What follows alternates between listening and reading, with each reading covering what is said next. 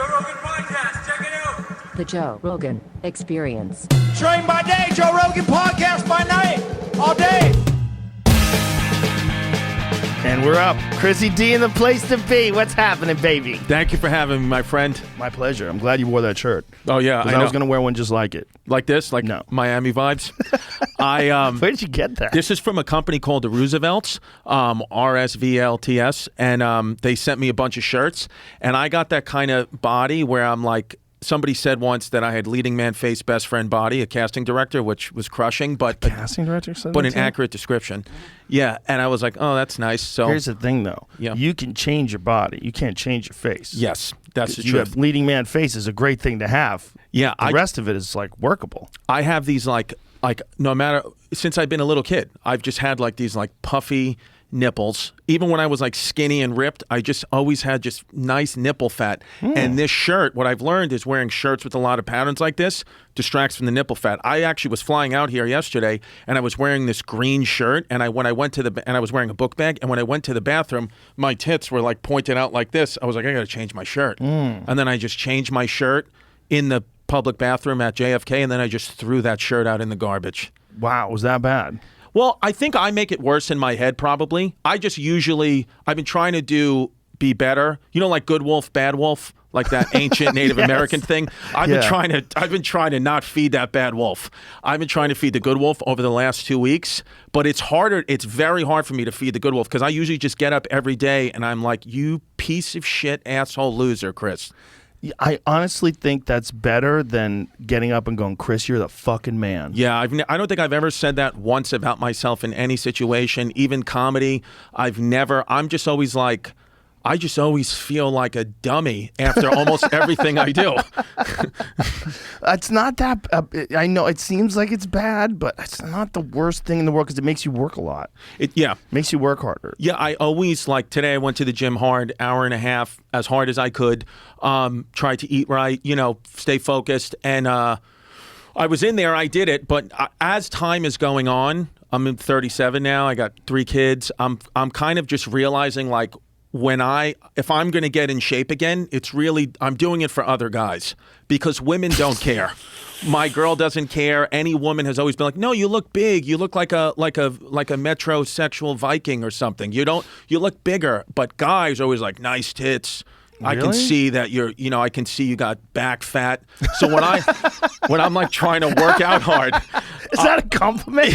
I don't know. Guys like, bro, nice back fat. Yeah. Imagine if that was like something you cultivated. Yeah. You remember like Rubenesque women back in the day in like the 1800s or wherever it was. I think it was earlier than that. They used to be hot.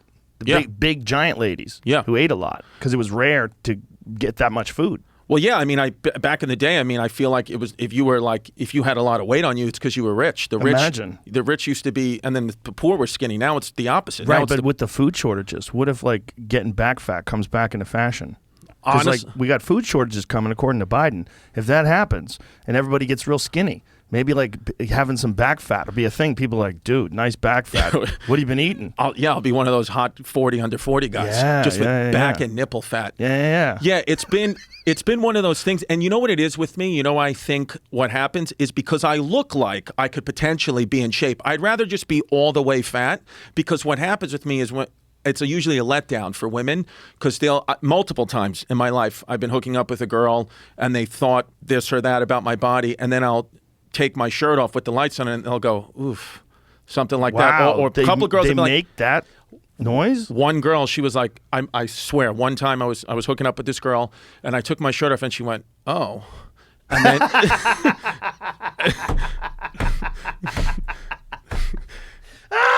and I just stood there like kind of like looking down, and then she, we turned the lights off and we had, I guess, relatively good sex. Maybe not. Actually, no, I will say no. We didn't because I've noticed when I was single, I would hook up with, relatively healthy amount of women, but almost exclusively never hook up with the woman a second time. So I think that my performance in the bedroom isn't really that great. Well, were you trying to follow up to date these ladies again? Yeah, I would. And they would just ghost you?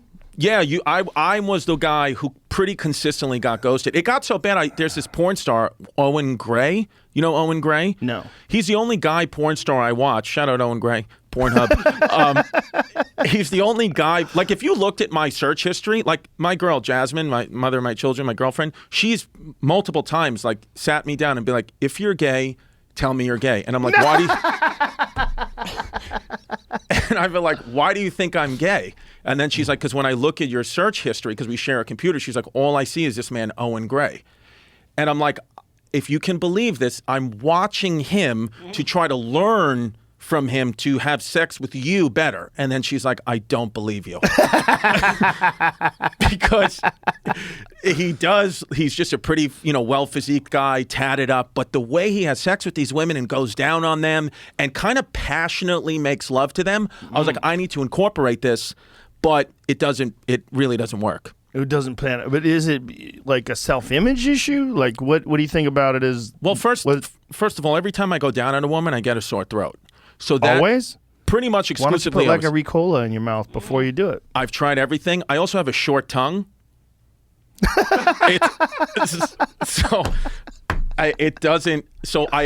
My tongue, which from what Owen Gray does, is he uses a lot of his tongue, and my tongue doesn't really, it doesn't have the endurance because it's so short. Like all my friends, when we were teenagers, everyone went and got their tongue pierced, and I was going to do it. I was brave enough to do it. What? Yeah, and then the tongue guy Wait a minute. Yeah. All your guy friends got their tongue pierced?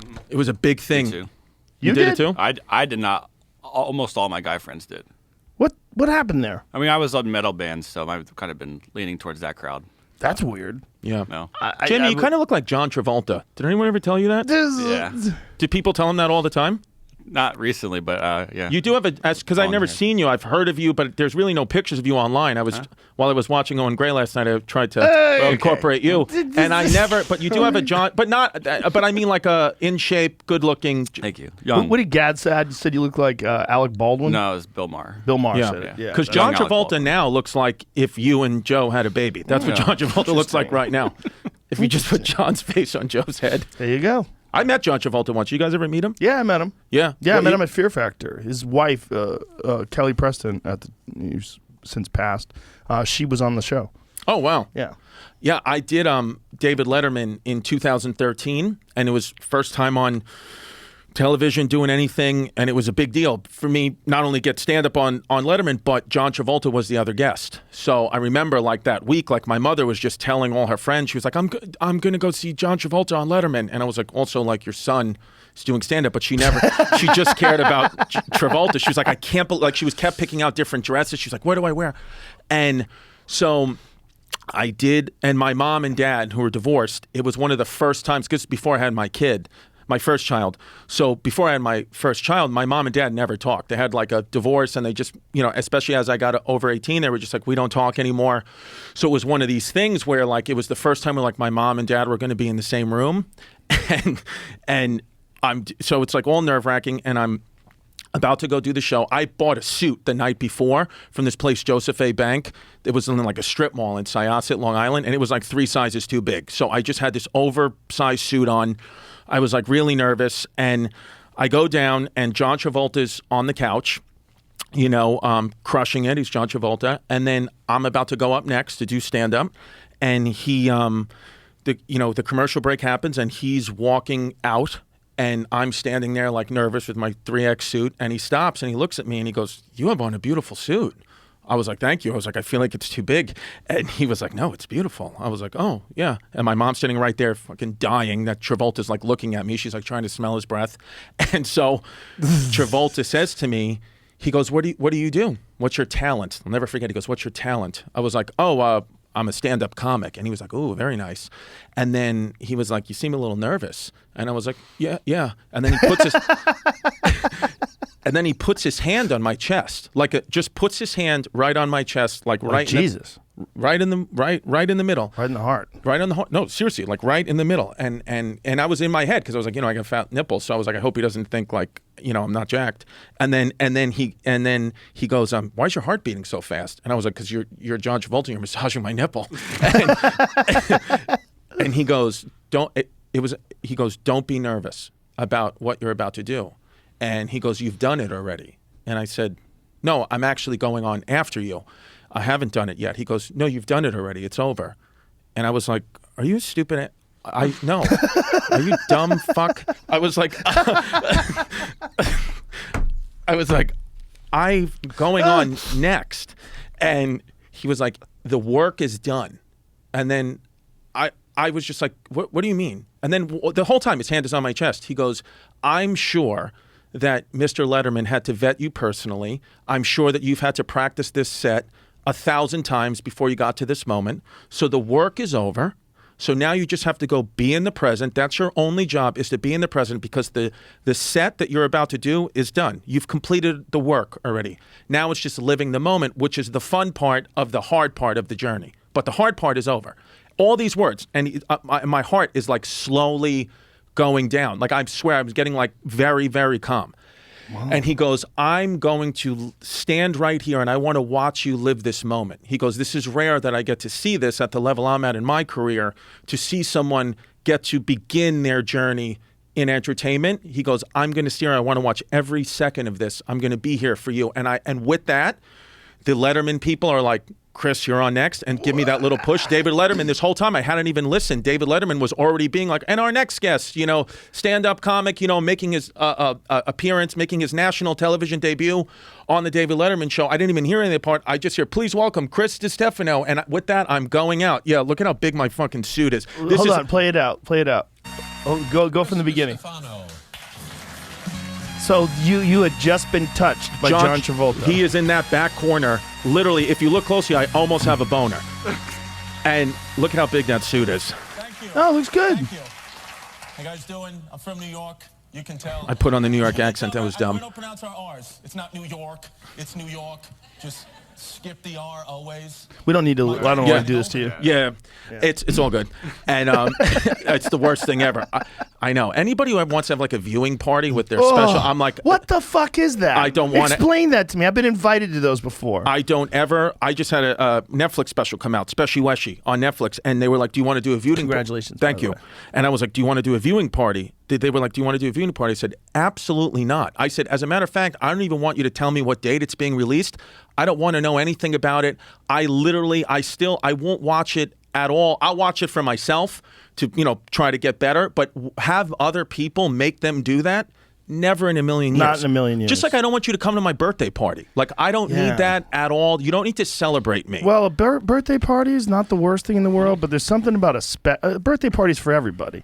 Right. You sing happy birthday, it takes 5 seconds, know, but the party's for everybody. Right. But a special thing is like, look at me. No, zero. Come watch me. Yeah. It's me, everybody. By the way, how did you like me? Here I am. It's not, I don't want to do it at all. I don't even like watching the edits. Like when I have to edit a special, I fucking hate it. Well, the Netflix special, what was awesome about that experience is because I was going to put it on YouTube. I was like, everybody was saying no to me. Netflix said no, HBO said no, everyone was saying no, no, no. So I said, you know what, fuck this. I'm just going to put it on YouTube, self-produce it, directed by homeless pimp Mike Lavin, who does all my podcasts, great guy. And we said, we're just going to do this together. I'm going to give it to YouTube. I don't care. Whatever the views are, they are. Everyone's saying no, fuck everybody.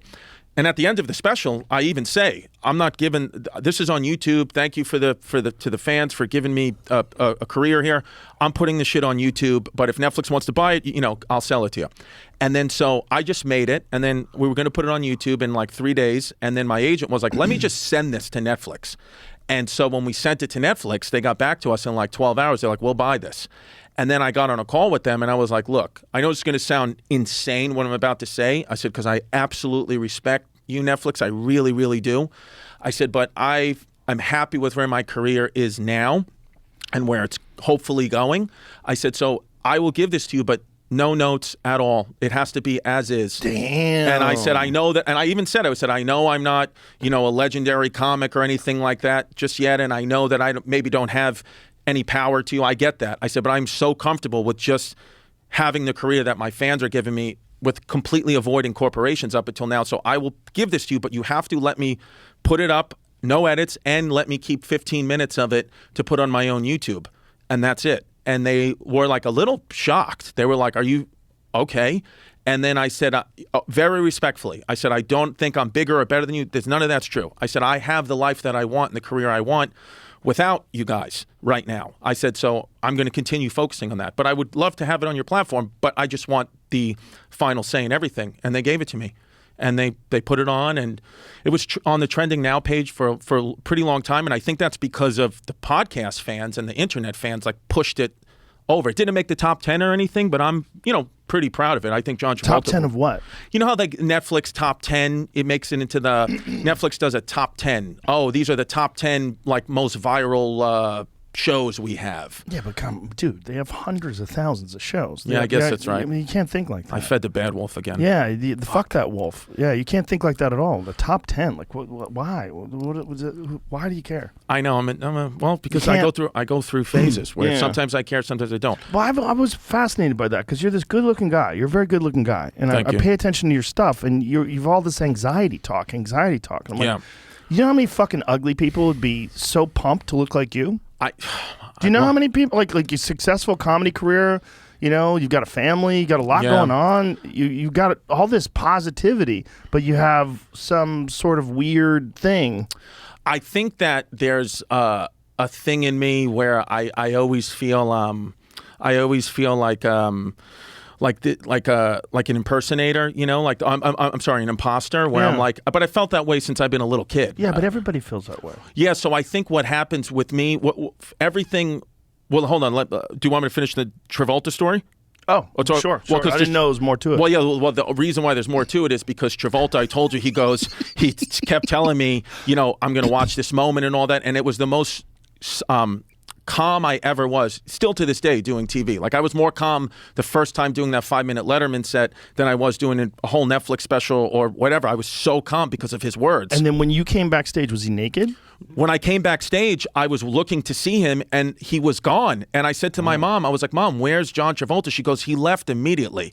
As soon as you said, hi, my name's Chris, he walked away, left, went on. So he just did that. For you? For me. Which at first I was angry. I was like, where's John? And then as time went on, I was like, oh, that's the nicest thing anyone could have ever done for me. And what I learned in that experience was, actually, I liked John Travolta, and he was cool. And also, getting up to that moment, he was right, because what I had forgotten is I had been practicing that Letterman set for, however many months. And then, you have to get the bookers have to come and watch you. And they kept watching me do the set I do it 10 times, 20 times. And every time it would be good and they wouldn't book me. This went on for months. And then finally one night I did it and I bombed with this same 5-minute set, like really like a full 0 from start to finish, just eating it, sweat down my back, on the top of my ass crack, like a full bomb where you're like, oh God. And I get home and I have a missed call from my manager, and I'm like, I blew Letterman. Like, it's not going to happen. He goes, no, they're booked you for next Tuesday. And I was like, what? So then I go do the show. The Travolta thing happens, and when I'm leaving, I say to the booker, I said, I thought I wasn't going to get this because I bombed like so hard with it. I thought you guys were like, that's it. He goes, no, that's why we booked you, because you had never been on television before. We needed to know that you could fail gracefully and that you weren't going to bomb on national television and then implode. So we saw how gracefully you bombed and just made fun of it. So it was kind of one of those things, even though it's more than comedy. It's like, I've learned now, like, oh, you fail, you're just going to fail. So, and it's the way you fail. So, but I think reason I bring that up is because I think that only now in my life is my anxiety going down to a place that's like, I don't want to say non-existent, but it's so much lower. So it's manageable? It's so much more manageable. Two things happened. One, my anxiety, my Pandora's box of anxiety got opened on 9/11, because on 9/11, my mother worked in the second tower that was hit. She survived, but at that moment, I went to an all-boy Catholic high school, and at that moment, the teachers just came in and said, "Boys, the towers have went down. We didn't even know about the planes." He just said the towers have collapsed, the Twin Towers have collapsed, and we could see it out my window from where my high school was in Queens. The faces downtown, so we could see it, see the smoke, And I knew my mother worked on like the 50th floor of one of those towers. So I just said, she's dead. And trying to call her, phone line's busy. nothing is, I can't get through to her. And I just started to like hysterical cry, like this emotion, like it was literally like a box opened up in a part of my brain that was like all your fears out that you've been trying to suppress since you were a little kid out, because I was like, she's dead. So I just started like crying, and I got like so angry, and this kid, Frank, started to laugh at me. So I broke a chair right over his head, like in the middle of all this, at like 9:55 in the morning. He was laughing at you because your mother was dead? Well, but he didn't know. He thought, he was like, we're an all-boy Catholic high school. He didn't know anything about, I'm just crying in history class. So he's like, look at DiStefano, he's a fucking idiot. You would laugh at, on September 10th, I would laugh at him if he was crying, because it was like, what are you doing, you lunatic? And nobody knew the significance of it just then. And I hadn't said, I think my mom said. I just was thinking about it. I was like, oh my God, like she's dead. And so I just got mad, and I broke the chair over his head. And you, in all-boy Catholic high school, is very, very strict. I mean, you would get detention if you showed up, if you had a top button unbuttoned. You had to have the buttons buttoned to the top of the tie. You would get detention for that. So now I just put somebody in a coma. So now it's Was he really in a coma? He looked like he was. I mean, that kid was on the floor not moving, because I fucking, And to be honest, at that point I was doing D-balls. I was doing a little steroids, which could be contributing to the tit fat I have now. But You were doing steroids in high school? I was 17. Yeah, I just wanted to be that, we were idiots. I'm from like deep in Brooklyn, Queens, like, New York idiots. So everybody was doing D-balls, Winstrol. Jesus. Yeah, like crazy. So I just was mad, broke the chair over his head. And, my mother is a very intellectual woman, very smart, very sophisticated.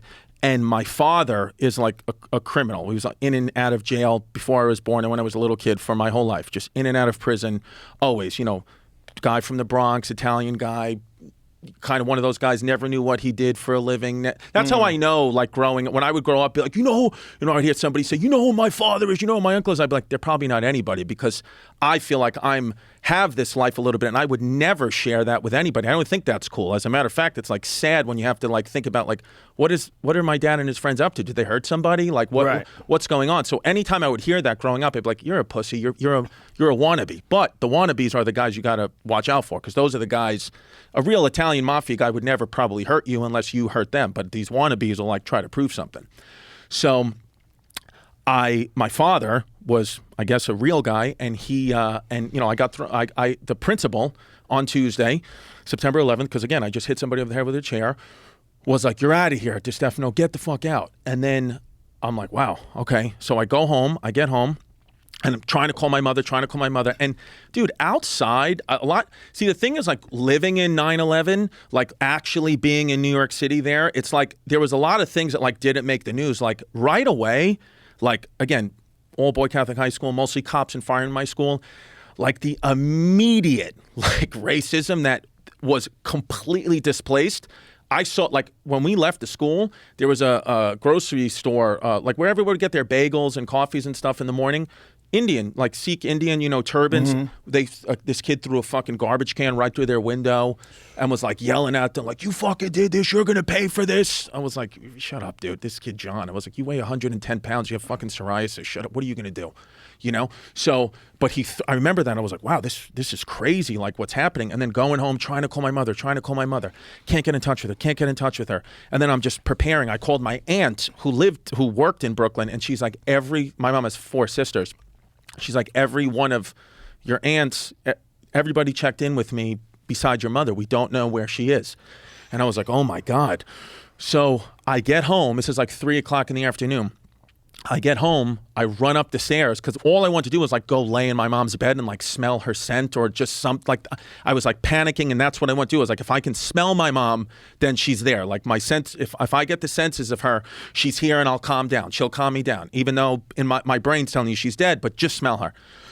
So I open my apartment door, and she's standing there, right there. And I was like, and I thought it was a ghost. Like I genuinely in my brain was like, she's a ghost. I'm having like a vision.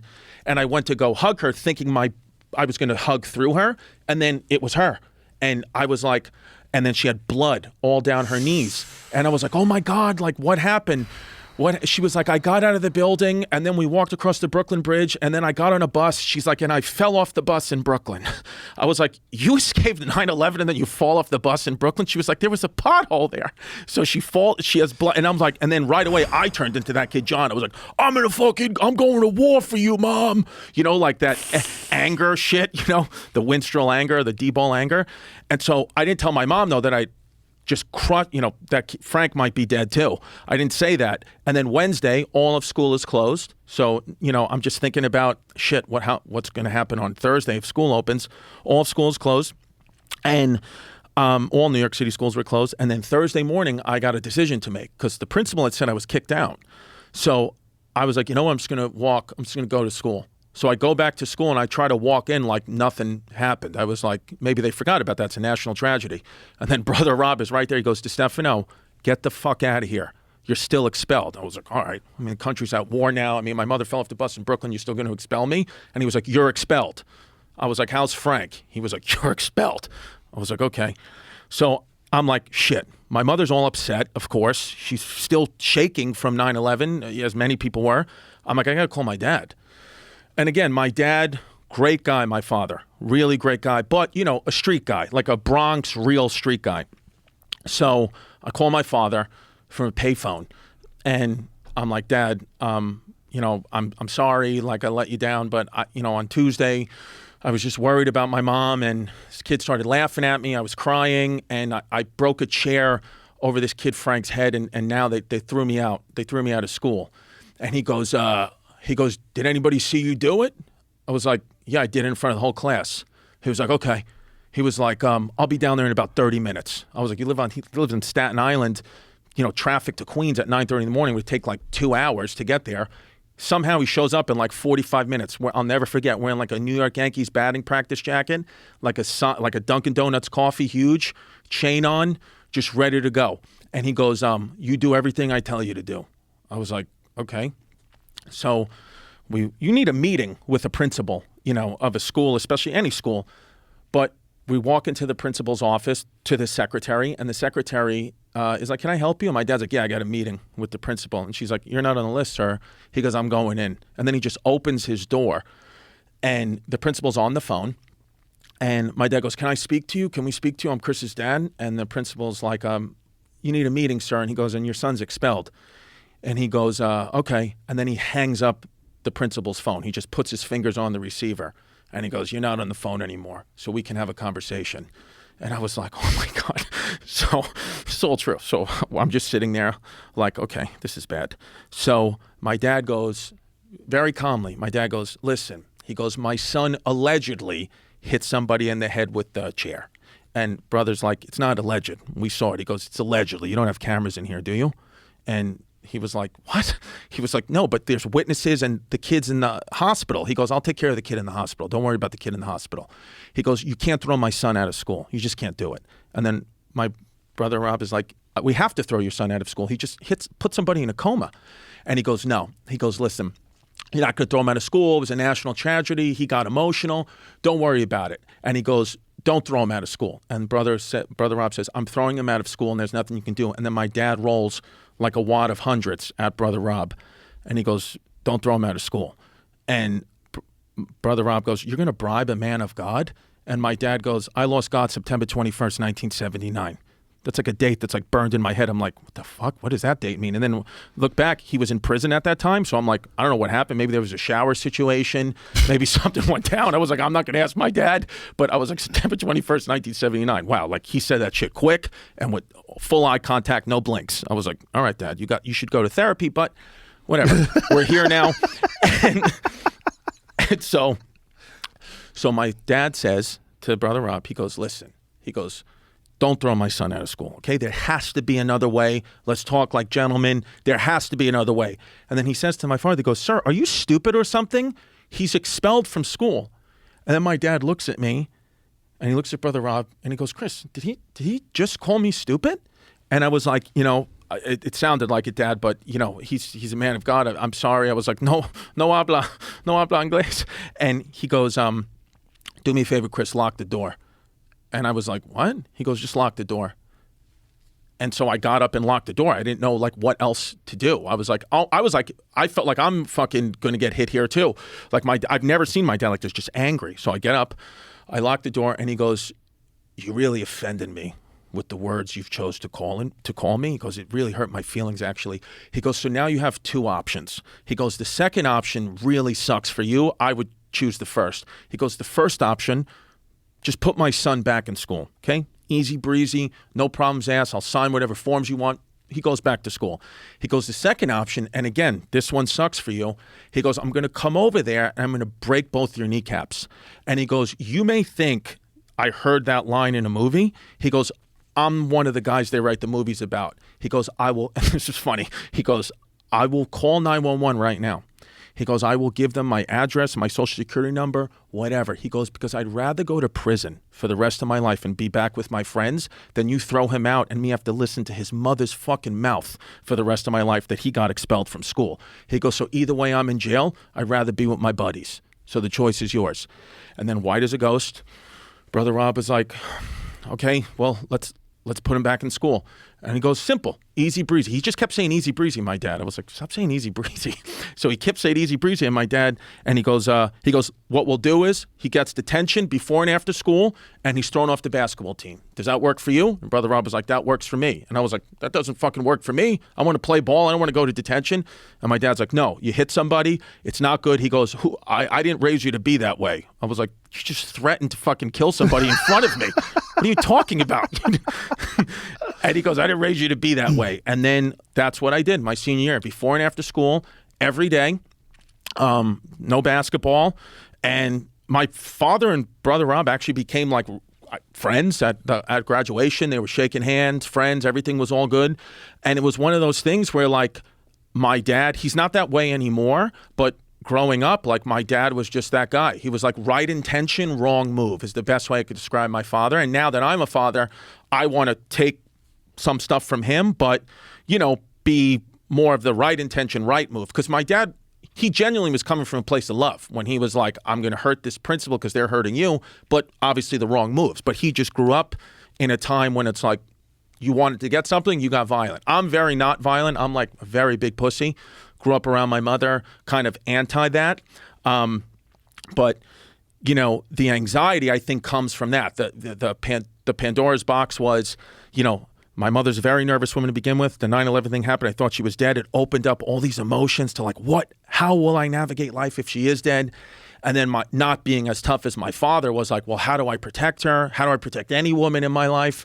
That was a thing that I started to like grasp with. And it wasn't until I had children, my first daughter, who's now 7, did I start to realize the narcissism and anxiety. And I know that, that might not be the same for everybody, but to me, I started attaching narcissism to anxiety. And I used to be proud of hey, I'm the anxiety guy.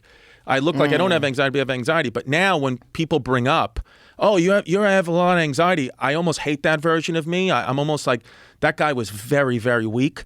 And I'm still, have a lot of work to do. But I did I'm like, I can't have all this mental energy be eaten up by my self-serving narcissistic anxiety. If I'm going to die, if that's going to happen, I need to be like a present good dad. And I need to I want to have questions answered for my daughters when and if they ask me to them. I want to give them my full attention. So little by little, my anxiety's been going down. I think it still will always be there because that Pandora's box thing was open. And I think Wait a minute, hold on. So there was no anxiety prior to September 11th, and then all of it came after that, and you've never let it go? Yeah, it got to the point where every woman that I was with, every girlfriend I ever had, if I texted them and they said, and if I texted them and they didn't write back to me in 10 minutes, all that anxiety of September 11th would rush onto me and I couldn't get out of it. I played college basketball. It got so bad to the point where I used to bring my phone out onto the bench. Like in my warm-ups, I would, like if the coach subbed me out of the game, I would run, make believe I'm going to get water, and I would rummage through the warm-ups and have my phone there to make sure my girlfriend at the time texted me she was home. And if she didn't, I couldn't function. I had a free throw average before. When I didn't have a girlfriend, I almost had no anxiety. But when I did have girlfriends, insane anxiety. I'm the all-time or second all-time leading scorer now in my college's history. Division III, so it's like bullshit, doesn't really count. But still, it was like, I guess, something. But the years when I had a girlfriend, my free throw percentage would be like 52%. The years when I didn't have a girlfriend, it was like 90%. So and at that point, mental health wasn't understood. My coach used to yell at me, like, get your fucking phone off the bench, or they would fuck with me on the bus. Because my teammates started to figure out, like, oh shit, Chris gets really nervous about his girlfriends. So they would text me sometimes, like from these random numbers, or call me, like press the *67 to like block the number, and be like, hey, it's your girl. My girlfriend's Maria. They're like, hey, Maria, I just saw your girlfriend Maria. I think she got hit by a car. I think she's dead, man. And like, they didn't understand at that point. They were just like trying to fuck with me. As we're 18, 19-year-old guys, but I was paralyzed, like on the floor. Got suicidal at times. Jesus Christ, dude. I couldn't talk to anybody about it because it just wasn't understood. So how did you work your way out of that? I think nature did when I had my kids. Before I had I was 29 years old. I was 30 when 29 when I had my daughter. But at 28, I had the anxiety that I had at 19. I couldn't get out of it. But so how'd you get into stand-up comedy then? Because I would imagine that would give you a high level of anxiety too. Doing stand-up comedy is the only place still to this day where I feel almost zero anxiety. Really? No matter how good or bad the shows go, I almost feel zero. No matter how bad the shows go? Even if I'm bombing. Dude, you have to see. I did the Netflix Comedy Festival 2 weeks ago. I did a show for with Amy Schumer. She was like Amy Schumer and Friends, and I had to go out and do a 7-minute set. I fucking bombed like a full zero. Like just at the end of the set, I was like, I'm going to kill myself. And I just walked off. And I was like, you know what? Like in the middle of it, I was like, I just still feel like no anxiety. Like I knew I was bombing, I feel the sweat and all that. And I was like, this is going to. So why are you saying that you wanted to kill yourself? Because I think that, I didn't give the people a good show. So that's what it was. That's not anxiety? I guess it is. I guess it is in some ways. But it's not like, for me, like I wasn't like, my body, I'm saying the symptoms of it, my heart wasn't beating any faster. I think you're right about it being narcissistic. Yeah. Yeah. I think that you nailed something when you said that there's something about anxiety that's narcissistic. Yeah. Like you're thinking entirely about yourself. You're thinking entirely about your feelings. Right. Yeah. There's a part of that for sure, right? Yeah. And I don't like the way that feels and it's that, and I think it's mental energy. I kind of feel like now, I have a stepchild and then 2 daughters, stepson and 2 daughters. And I'm like, I got to give them I only have a finite amount of energy each day now. Yeah. And I'm like, I can't spend this thinking I'm going to have a heart attack, or if Do you meditate? Do you do anything like that? I was meditating a lot. I was doing that transcendental meditation. Yeah. And then, like many things in my life, the consistency, I stopped. And now, like I tried to meditate today. And I just, not that I couldn't do it, but I'm like, I almost feel like I'm so jittery at times, about like, not jittery, angry at myself about my lack of consistency, that it takes me out of, I get angry at myself now more than anxious about things. I'm getting mad at myself. This sounds like more narcissism. You just write a list, man. If you want to do something, like sounds very simple, and I know it's not that simple, but do one thing, just one thing. Okay. Write a list of what you have to do, and then do what's on that list. You mean like each day? Yeah, you have to. You write a list every day? I don't have to, because I just do it. Right. But if I needed to, I'd write a list. If I ever feel like I'm inconsistent, I'll write a list. Okay. But that's a good idea. I know what I have to do, and I just do it. But I used to write a list. Okay. I used to write a list. Like I used to write down, go to the gym for 90 minutes, write for 2 hours, do this, do that. Mm-hmm. Do 2 sets a night, do this, do that. Whatever I was going to do that I needed to do, go to jiu-jitsu at 8 p.m. Whatever the fuck it was that I had to do, I'd write it down and I would do it. And once I started just doing it automatically, and then there's that feeling of being inconsistent, of like, I don't want to do this, just fucking do it. I have 2 voices in my head. I have me, and then I have like the drill sergeant. Okay. And I listen to the drill sergeant. The drill sergeant goes, shut the fuck up and get out of bed. And I just shut the fuck up and I get out of bed. Go to the gym. Go do this. Go do that. Don't eat that. Eat this. Don't be stupid. Take your vitamins. Drink water. Right. I just do it. Just write it down. Were Write you it down always like that, or did you? No, I had to build into it. Because you think it was your martial arts training that built you into that? Yeah, for sure. Yeah. So in the beginning, like it was like I wanted to just, when you're doing martial arts, you're always scared. You're scared of getting hurt because it's a very violent thing. And the best way to not be scared was to be fully prepared. And if I wasn't fully prepared, like there was tournaments that I entered, I remember, where I wasn't training as consistently, and I would get really nervous. Like I'd feel very different. I'd be like, fuck, this is not good. Like I don't have the cardio, something, my technique might not be as sharp. I felt off. And I did not like that at all. I'm like, the only way to not feel that is to be prepared. So just make sure you do everything you have to do. And if you're injured, don't fight. Those are the two things. Because there's a couple times I fought injured. I'm like, that's just not smart. It never feels good.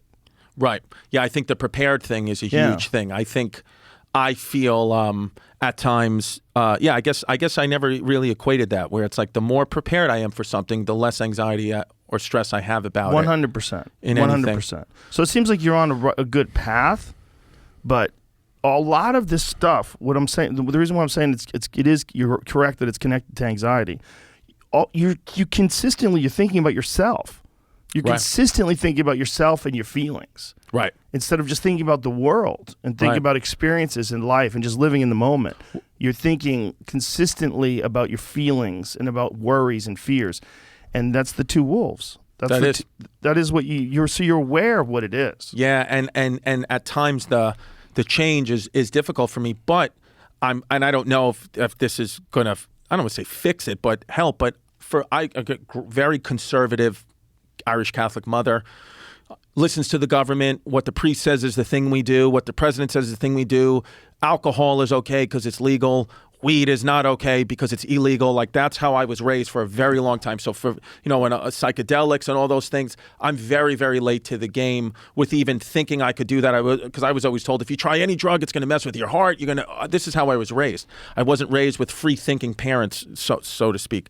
So, but now I watched Explained about on Netflix about psilocybin, and they talked about how it can rewire if your brain is like a snow that is being skied on, it has the tracks that go a certain way, and then psilocybin's like the new snow. I was like, I think I need that at this point to be a better. Everything in my life tries to revolve around being a father now. Have you done it? No, I've never done any psychedelics, but I wish we had some right now. Yeah, I would do it right now because I've never tried it. Do we have any in here? What's that? Get it here pretty quickly. I don't know if there's anything here, but do you smoke weed? Very little, but I'm open to it all now. Open to it all. Very little. I wasn't only very little because I don't even know where to get it. I can get it. Yeah. What happens when you smoke weed? I did take an edible once, and then I went to a New York Islanders game, and that was probably stupid because, what happened was I was with Opie from the Opie and Anthony show, and Sherrod Smalls, shout out Sherrod Smalls, he gave me a chocolate bar with weed, but didn't tell me the instructions that you just need to eat a half of one square of it. This is a story as old as time. Yep. Yeah. And then I ate the entire chocolate bar, and I forgot that I even ate it. And then we get to the Islanders game, and I forgot it was even in my system. I genuinely forgot. And then the first period buzzer went off at the Islanders game, and I thought somebody threw a spear from the top of the arena and cut my body in half. And I popped up. I was like, I'm having a stroke, because my left side of my body went numb. I was like, I'm having a stroke. And Opie was like, calm down, man. It's just the weed. I was like, no, it's different. I'm having a stroke. I guess still a licensed physical therapist, but I was like, I know what it is. It's a cerebral vascular accident. I'm having a stroke. And then, Jesus. And then I had to leave the arena, and I walked up to the cops. Because again, I was raised like in a very drugs are bad, and I walked up to the cops, and I was like, officer, I'm having a stroke. And he was like, no, you're not. I was like, I'm having a stroke. And he was like, did you take any type of drugs or anything like that? I was like, am I going to get arrested if I say yes? And he was like, no, buddy, you're not going to get arrested. I want to help you. I was like, I ate an edible. And then he goes, how much? I said, I ate an entire chocolate bar of an edible. He goes, have you ever done edibles before? I said, no. And then he goes, and you ate the whole bar? I said, yeah. And then him and his partner started laughing at me. Like maniacally laughing at me. And they go, just get in a cab and get out of here. Take a shower. You'll be fine. And then I was in the cab, and I, at that point, lived on 91st Street. And I got off at 61st Street, and it was a cold winter day. I'd taken my jacket off. I was like sweating, and I called my friend Mike Cannon, shout out Mike Cannon, who takes a lot of edibles, and I called him, and I was like, buddy, I'm having a stroke. Like, I don't know what to do. Like, you're like my shaman. And he was like, you're you ate way too much of it, number one. He goes, but you'll be fine. He goes, you're resisting everything. You just have to accept it. Just accept that you're high and have good intentions with it. And I promise you it's all going to change. And then I went to, me and my girl were split up at the time, but we'd already had our daughter, but we were co-parenting at the time. I wasn't even living at the apartment on 91st Street, but I knocked on the door and I was like, Jazz, I'm having a stroke. And she was like, you're not having a stroke. I was like, I'm having a stroke. I need to see the baby. If I die now, I need to see the baby. And she was like, Jesus Christ, dude. and she had kind of overcome, had taken a lot of drugs in her life, and, she knew what to do. She was like, go and take a cold shower. I'm going to give you some big glass of milk. That's an old wives' tale or not, but that's what she said. Caffeine is what helps the most. So she said, big glass of milk, and I wish it would have been caffeine, but so she gives it to me. She goes, just get in the shower. I get in the shower with my socks on. I forgot that I didn't have socks on. I got these soaking wet socks. And I was like, oh, fuck. And then I remember just being in my daughter's room. She was asleep and just talking to all her stuffed animals and holding her stuffed animals and being like, calm down, Chris, calm down. I remember I was like, my daughter was in the bed. I was petting her feet. And then it just like that, it came over me. The high went from bad to good. And I remember just like relaxing, laughing. Everything was all good. But that experience, the bad part was so bad for me that I haven't really taken them. I've taken them sometimes. I used to, on my Patreon episodes on my podcast, I would take them. But they started to give me bad headaches. Well, listen, first of all, edibles are very different. Okay. When you're eating it, your body's producing a completely different chemical. It's called 11-hydroxymetabolite. It's like when you're eating it, it's processed by your liver. That compound, that metabolite, is 5 times more psychoactive than THC. So what you're experiencing is like a full-on psychedelic. That's why it feels like you're on acid. It feels like you're on mushrooms or something. Like there's something like very wrong. Most people think they got dosed. They think somebody put something in there. Right. Because it's just different than being high. But even being too high from smoking it, if you're not a person who gets high all the time, your body doesn't know what the fuck to do with that experience, and it can trigger all sorts of weird paranoid thoughts and freak you out, and it's not necessarily always going to be okay. Like this whole idea like you're going to be fine when you sober up, that's not really true, because there's legitimate evidence that a certain percentage of the people have some sort of a psychotic break or some sort of a schizophrenic break that coincides with the consumption of either edibles or a lot of smoking pot. Like Alex Berenson, who's a reporter from the New York Times, wrote a book on it. I think it's called Tell Your Children. And a lot of the cannabis people pushed back on it, but not me. And I smoke a lot of pot. I was like, I think he's right, because I know multiple people who have never been the same, who've gotten really fucking high one time and then something went off.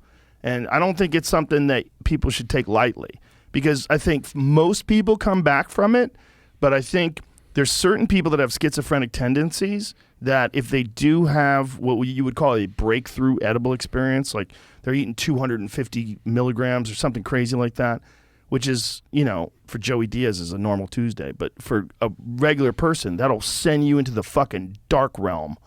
And those kind of people, oftentimes, when they have these schizophrenic breaks, they're never the same again.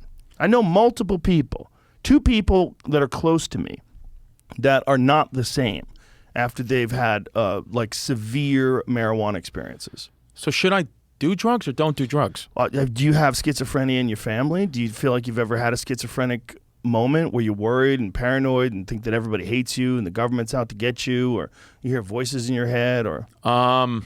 Do you have a therapist? Yes. Does a therapist think that you have schizophrenic tendencies? No, a therapist just thinks I'm gay. Does he? She? Guy or girl? Yeah. He? Well, I had thinks one you're gay? therapist be like, I think you might be gay. I was Really? like, really? And I was like, but then every gay guy I speak to and every woman's like, no, you're not gay. You're just Well, it's really simple. Are you attracted to men? I would say I fall in love with men. I have sex with women. That's how I describe myself. How's that work? Like, we can have a really good conversation. I'm not physically attracted to you guys, but we can have a really good conversation, and then I would want to go have sex with a woman. So you just... Well, I bet it's probably has to do with not being around a man when you're growing up. Yeah. That's unfortunately, it's a problem with women too. Like, we need balance in our lives, right? And men that grew up without moms oftentimes are very cruel and don't understand women. you know, and women that grow up without men in their lives oftentimes long for male companionship. Right. And men who grow up without men in their lives, it's the same thing. It's like we need, I mean, obviously these are gross generalizations, and sometimes people grow up with a single parent and they're fine, but oftentimes this imbalance by only having one, you know, gender in your life that's, you know, running the show, dependent upon their own personalities and anxieties and all their other things, can set you off on a course of, like, you need something that's not addressed when you're young. Right.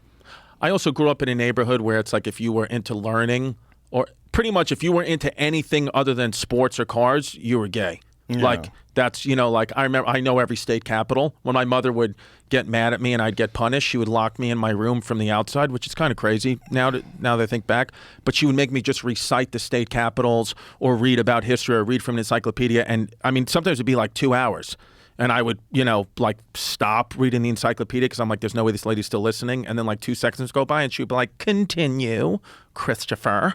And I would have to like just keep reading. So I know all these state capitals and all these facts. And it's like, you know, I got a friend, Antonio Parisi, who like did like 15 years in prison for my neighborhood. It's like I couldn't tell him like, oh, I know that the brown signs in the neighborhood are designated for historical blocks and you can't mess with the facades because they were built by German architects. He'd fucking be like, they would be like, what are you, gay? Did you learn that from the guy you were fucking? It's like, no, I didn't. So it is so weird how stupidity can be regional. Yeah. Like, regional stupidity. That's good. Yeah, it can be. And then if you grow up in that area, you're kind of fucked if you have curiosity because it's suppressed.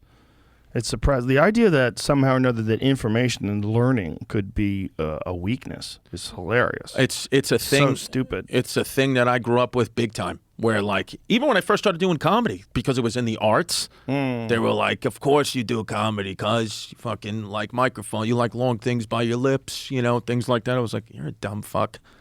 Well, there's a lot of dumb people, man. Yeah. If you grow up with them, they can be a real fucking hindrance. Yeah. You know? Especially dumb guys. Because dumb guys, they're like angrily want to enforce their own standards on you. Yeah, I think you know, environment too. Like I'm on Staten Island now. It's an interesting thing that's happening is like the prevalence of the Italian mafia is starting to come back a little bit. Yeah, because there's no more cops. Exactly, and because of COVID, the jail's overcrowding. They're starting to let people out. Like I've seen more mafia guys like coming home from prison. Like we're like, oh, you know, Vinny's fucking back. Nails is back. You know, like balloons and stuff, and just like full holding court, smoking cigars. Like what you would see like in the 80s, like mobsters coming back, which in a weird way kind of makes me feel safer. Like it makes me feel a little bit like somebody was robbing cars on the block that I live on or trying to rob cars. And a guy, I don't really know him, I guess just got out of jail. And, you know, there was like a group text that I just became a part of. But the numbers I didn't even know. And they were talking about as parents, like, you know, the cops don't get up here. I live on top of a hill now. They're like, the cops don't get up here so quickly. And with the NYPD being like, you know, having some manpower issues, like, gonna have to police this area ourselves a little bit. And one guy wrote back, he was like, I just feel bad for these kids because if they break into my house or my neighbor's house, I'm going to shoot them and kill them. And I feel no remorse. And he was like on the group chat being like, that makes me sad. I don't feel bad for them. And I was like, who the fuck is this guy? And then I asked one of my neighbors, he's like, I think that's the guy that just got out of jail for 20 years who was like some ex-mobster. Because the Italian mafia guys, the ones that do still exist, they mostly live on Staten Island, where I live. So you see them, you feel them a little bit. And it's this interesting like safety. Like I don't want anyone to get hurt. I feel like, you know, you're 18, 19-year-old kids stealing cars. I mean, you know, yeah, you go to jail for that, but I don't want somebody to lose their life. But I don't think these kids understand if they break into one of those houses around me, these guys, they all have guns. They all have probably killed somebody before in their life. They don't care. Yeah. And I think about that too as my kids. I'm like, you know how many near-death situations I was in, I'm sure you were in, Jamie was in when we were children, that we just somehow survived? As a father now, sometimes I think about that where I'm like, fuck, all these near-death situations my kids may or may not be in, but then I have to tell myself again, that's bad wolf stuff. Stay in the present. Your kids are fine now. They're little. Everything's good. Don't worry about stuff that hasn't happened yet. But I struggle with it in my head. Yeah. Do you have anything that you do that makes you feel better? Is there any activity that you do that sort of calms that down? Walking. I like to go walking and so exercise. Yeah. Well, interesting. If I go extremely hard in the gym, it actually doesn't make me feel better because I'm always like, oh, you should be stronger. Like your squat should be better. Like that. It's counterintuitive at times. Just walk. What about cardio? Cardio helps. Specifically, cardio. I like to go. I'll go and drive. I love history, especially American Revolutionary history. I love the Revolutionary War and the Civil War, but I really love the idea of colonial America. I almost feel like, I know this is weird to say, but I almost feel like I live there. Like I almost feel like my soul, it's like weirdly connected to it, like very strange, where I'm like, I feel like I had a past life. If that exists, like I feel like I was in that part of the world, but part of history. But when I go search for history stuff and start reading about history stuff and going for walks, like there's a place in Staten Island called Fort Wadsworth, which is where the British troops first made landfall when they were going to, go take over, try to take, America back. That's where they landed. So it's like so much history there. And I feel like this insane sense of calmness when I'm there. Like all that stuff that's like, what the therapist tells you, oh, if it starts with a what if, that's anxiety, get it out of your head. If it's not going to matter in 5 months, don't give it more than 5 minutes. All these things that I try to remember daily that sometimes escape my brain. I have so much clarity when I'm sitting around colonial history sites, which is like, there's been times where I've drove to like Colonial Williamsburg, which is 9 hours away from my house, just to calm down. Calm. That's interesting that it would make you calm. So do you have family that lived here back then? Is there anyone in your ancestry, if you could trace it back to, like, what year did your family get to America? No, so my whole life, I thought that, my name's DiStefano. I thought I was an Italian guy, like mostly Italian American. I knew my mother was Irish. She has red hair. And I thought my dad was, hardcore Italian. And then I did the Ancestry.com, and I found that I'm 95% German. So, like, almost all German. And I was like, wow. That's weird too, because first of all, when I went to Germany, I went there to Munich to Oktoberfest. People were just talking to me in German, and I had to be like, I don't speak any German. And then they'd say in English, "You're not German?" And and one guy was like, "I usually know when they're not, when someone's an American." He's like, "You look really German," and I never knew. Your dad thought he was Italian? Yeah, he thought, and then he was like, "I don't know." Did he get his shit done? No, he won't do any of that stuff. He's like, no. And then my aunt is all about it. And my aunt is like, my dad's sister, she's like, yeah, we're kind of, she was like, I'm starting to piece together pieces of, my father's life, my mother's life. And it's a lot of German ancestry, which is wild because, so I don't think anybody in my family was here for colonial America. So but what year did your grandparents emigrate here? Like who emigrated here? My mother's side came in, I think, the early 1900s, and then my father's side, I think they came like in the 40s. So it's all third generation. All third, yeah. Nobody was here. Yeah, nobody. I don't have but that's colonial America for some reason. It's just, I don't know why I'm obsessed with it. I just. Like those are the type. Like I have a tough time reading, at times. But I read that book 1776 by David McCullough. I read it like 3 times. I just kept reading it. Well, it's cool. It's interesting to think about people that lived back then. I mean, I'm obsessed with Native Americans, and I have 0 Native American in me.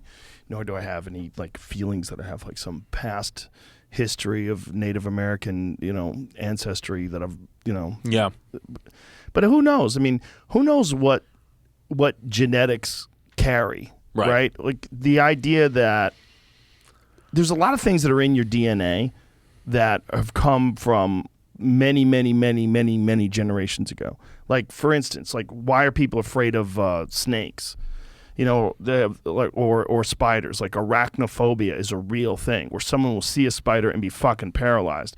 They don't know what that is, but they suspect that someone somewhere got bit by a spider, right? Or someone saw someone get bit by a spider and died, and that memory is burned in the DNA of the parent and then into the child and then perhaps into the child's child, and it just carries on. It's just speculation, but for whatever reason, Like ophidiophobia is the snake one.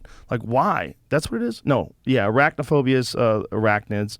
I think ophidiophobia is a snake one. But they don't know why, because it's crippling. Like you might not be afraid of dogs, which are real. They could bite you. A dog's fucking dangerous. You might not be afraid of other things that are actually dangerous. Right. But you're afraid of a snake, or you're afraid of a spider to the point where you lock up, like paralyzed by anxiety, and they don't know why. Huh. Yeah, I don't have any fear of that. That's interesting. I'm scared of the dark. Well, everybody should be scared of the dark, because the dark is, if you follow primate history, all of our ancestors, you go way, way back, they're all eaten by cats. Cats Right. operate nocturnally. Our eyes suck at night, and that's why we had to hide at night. And that's probably one of the main reasons why people develop shelters, to avoid predators. So if yeah. you talk, that's another thing too. If you talk to a small child, what are children afraid of? They're not afraid of child molesters. They're not afraid of fucking car accidents. They're afraid of monsters. Right. Like, why is a little kid afraid of things with big teeth? It's weird. It's because there's an ingrained fear of cats. Interesting. Yeah. I don't like that. I don't have cats in the house. I feel like I'm Well, not allergic like to them. regular. Well, you probably are, but not regular cats, house cats. I'm talking about like big cats, like jaguars and leopards and stuff. Yeah, They were eating people from the beginning of time. I hired like an MMA trainer to train my daughter, because she's just turned 7, but I just want her to like it. She's going to start a school. I just want her to be able to defend herself, and the guy started training with me a little bit, and he was like, I was like, what can I do? Like, what do you do to like get over like a fear? He was like, sometimes before a fight, I'll go jogging through the woods at night. Like, just because I'm like, if I can overcome that, a man in the pure daylight is not going to scare me. And That's I was not like, true at all, though. well, I said I couldn't even walk in. I wouldn't be. Sometimes when I'm driving at night by myself, I think that there's somebody in the trunk. Yeah. Well, I started fighting when I was 15, and I'm really lucky I did. I'm really lucky, because I was dumb back then, and my brain wasn't fully formed, and I wasn't smart enough to realize how dangerous it was. So I engaged in it when I was very young, and I got used to these violent encounters on a regular basis, because I was competing and fighting in tournaments all the time. And that helped me so much. It helped me so much. Right. Because regular scary is not as scary as fight scary. Right. Like fight scary was like, it's coming up Saturday, tournament's on Saturday, here it is Tuesday, I'm fucking shitting my pants, I'm stretching, I'm warming up, I'm worried, am I going to wake up on Saturday lying flat on my back with a fucking broken jaw? Is that going to happen? I've seen it happen. Maybe that's me. Maybe Saturday's my day. And then I'd find out who's in the division. I'm like, oh, fucking that guy's in the division? Shit. Right. And I'd freak out. And that is so much more scary than most stuff that you encounter in day-to-day life, that I got a level of fear. When I stopped fighting when I was 21, one of the things, it was 21 or 22, I forgot when my last fights were. They were in that range. I think it was right before I turned 22. When I stopped fighting, immediately I felt relaxed. Like immediately. And then it was like within a year it subsided. And then luckily I hurt my knee, because when I was bombing in stand-up, I was thinking about fighting again. I was like, fuck this. Like, I hated the fact that I needed someone else's approval, because the beautiful thing about fighting is it didn't matter if someone didn't like me. It didn't matter if people booed me. It didn't matter, because I knew how good I was. I knew when I get out there, I'm going to put it on that dude. Right. No one's going to save him. So in my mind, it was like, fine, hate me. I don't give a fuck. But then stand-up was the total opposite. Everybody had to like you. Right. And I'm like, oh my God, my social skills suck, because I didn't develop them. From 15 to 21, I was just doing this weird, crazy thing, and I wasn't really engaging in most like party type activities, and I kind of liked it that I was this weirdo outcast who was doing this like dangerous thing. So while I was in high school, when most kids were doing these things, I was traveling around the country, like competing in tournaments. So when I started doing stand-up, there was a part of me that was like, fuck this. And I don't know, man, maybe if I didn't hurt my knee, I might have fought again. But I fucked my knee up, and I had to get an ACL reconstruction. And that's like a whole year. Like, that takes a long-ass time. And I didn't have the money for it yet. I didn't have insurance, so I had to get insurance. And then I had to get it later. And I had to get, it's like a patella tendon graft. It's a big deal. They take a piece of your patella tendon, they pull it out along with a chunk of bone from your patella. And you've ever done it? Well, no, I was a physical therapist, so I worked with patients that had... Took a long ass time. I've had both my knees reconstructed, but my left knee took way longer to get fixed. Yeah. So there was no question I wasn't fighting then. And then Right. I got better at comedy, and then I got over it. Right. But that fucking those moments of like fear and anxiety that you have, like when you're just starting to do stand up, it's like a different kind of fear and anxiety. Yeah, because I think one's subjective, one's objective. Like you are in the ring, either you win or you lose. But the comedy, it's like, you can do the same set at the 8 o'clock show and then bomb with the 10 o'clock show. There's this unpredictability. It's also a judgment on you. Yes. It's a different thing. It's a judgment on you as a whole, Right. not like you and your physical skills. Just you as a whole. Do you absolutely love stand-up comedy? Yeah, like I love it. It's a part of you. Like you were you knew the history of it. You watched it when you were a kid. Oh yeah, Right. yeah. I mean, I did it this week in Detroit. God damn, it was fun. Shout out Detroit. Shout out to Detroit. You know what's great about Detroit? Detroit is like a city without any pretense. It's kind of a fucked up city. It is, They yeah. got fucked by the auto industry, pulled out, destroyed the economy. Yep. If you go back to like the 1950s and you see videos of Detroit, see if you can find some videos of Detroit in the 1950s and 60s. It was one of the wealthiest cities in the country. Yeah. It was an incredible city. And it was a city that was powered by American automobiles. Right. Like that made the city, man. Everybody was there. Chrysler Yeah. was there. Ford was there. They were Yeah. all there. Yeah. So Detroit back then was fucking booming. And then in the 80s, I guess, I'm not sure the timeline, whatever they pulled out, that's around that Roger and Me movie. Right. Did you see that? No, I haven't, but I heard of it. I still to this day think it's Michael Moore's best work. I think that's his best work because it was real innocent. It was like him really just a young, unknown filmmaker who is trying to find out what the fuck happened and see if people can comprehend the damage they've done to the city, like how devastating it is to people that have no way to get out.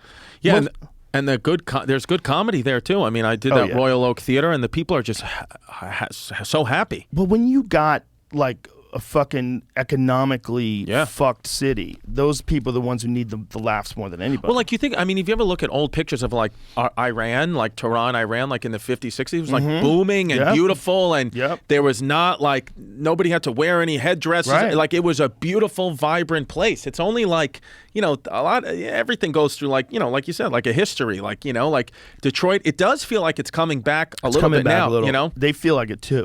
Yeah. There's like a Detroit pride. Yes. Like Shine. Do you know Shinola? Do you know the company Shinola? Yeah. They make really good watches and leather goods and like really good handmade stuff that's like solid quality, and they're like proudly made in Detroit and all their stuff. Yeah, I went to that, is it Jack White store, that album store they have? I think it was by the Shinola place, and I went and saw that, like the white stripes and all. Because music, like I didn't, like the only music I ever listened to was like rap and Whitney Houston. I just knew Whitney Houston. My father's big Whitney Houston fan. Rap and Whitney Houston's a hilarious conversation. Your therapist might be right. Yeah, that's what it is. Well, it's true. Listen, I love Whitney Houston. Whitney Houston's voice was insanity. But would you? She's so talented. Like, She's so talented. She was the best singer I think of all time. But like even.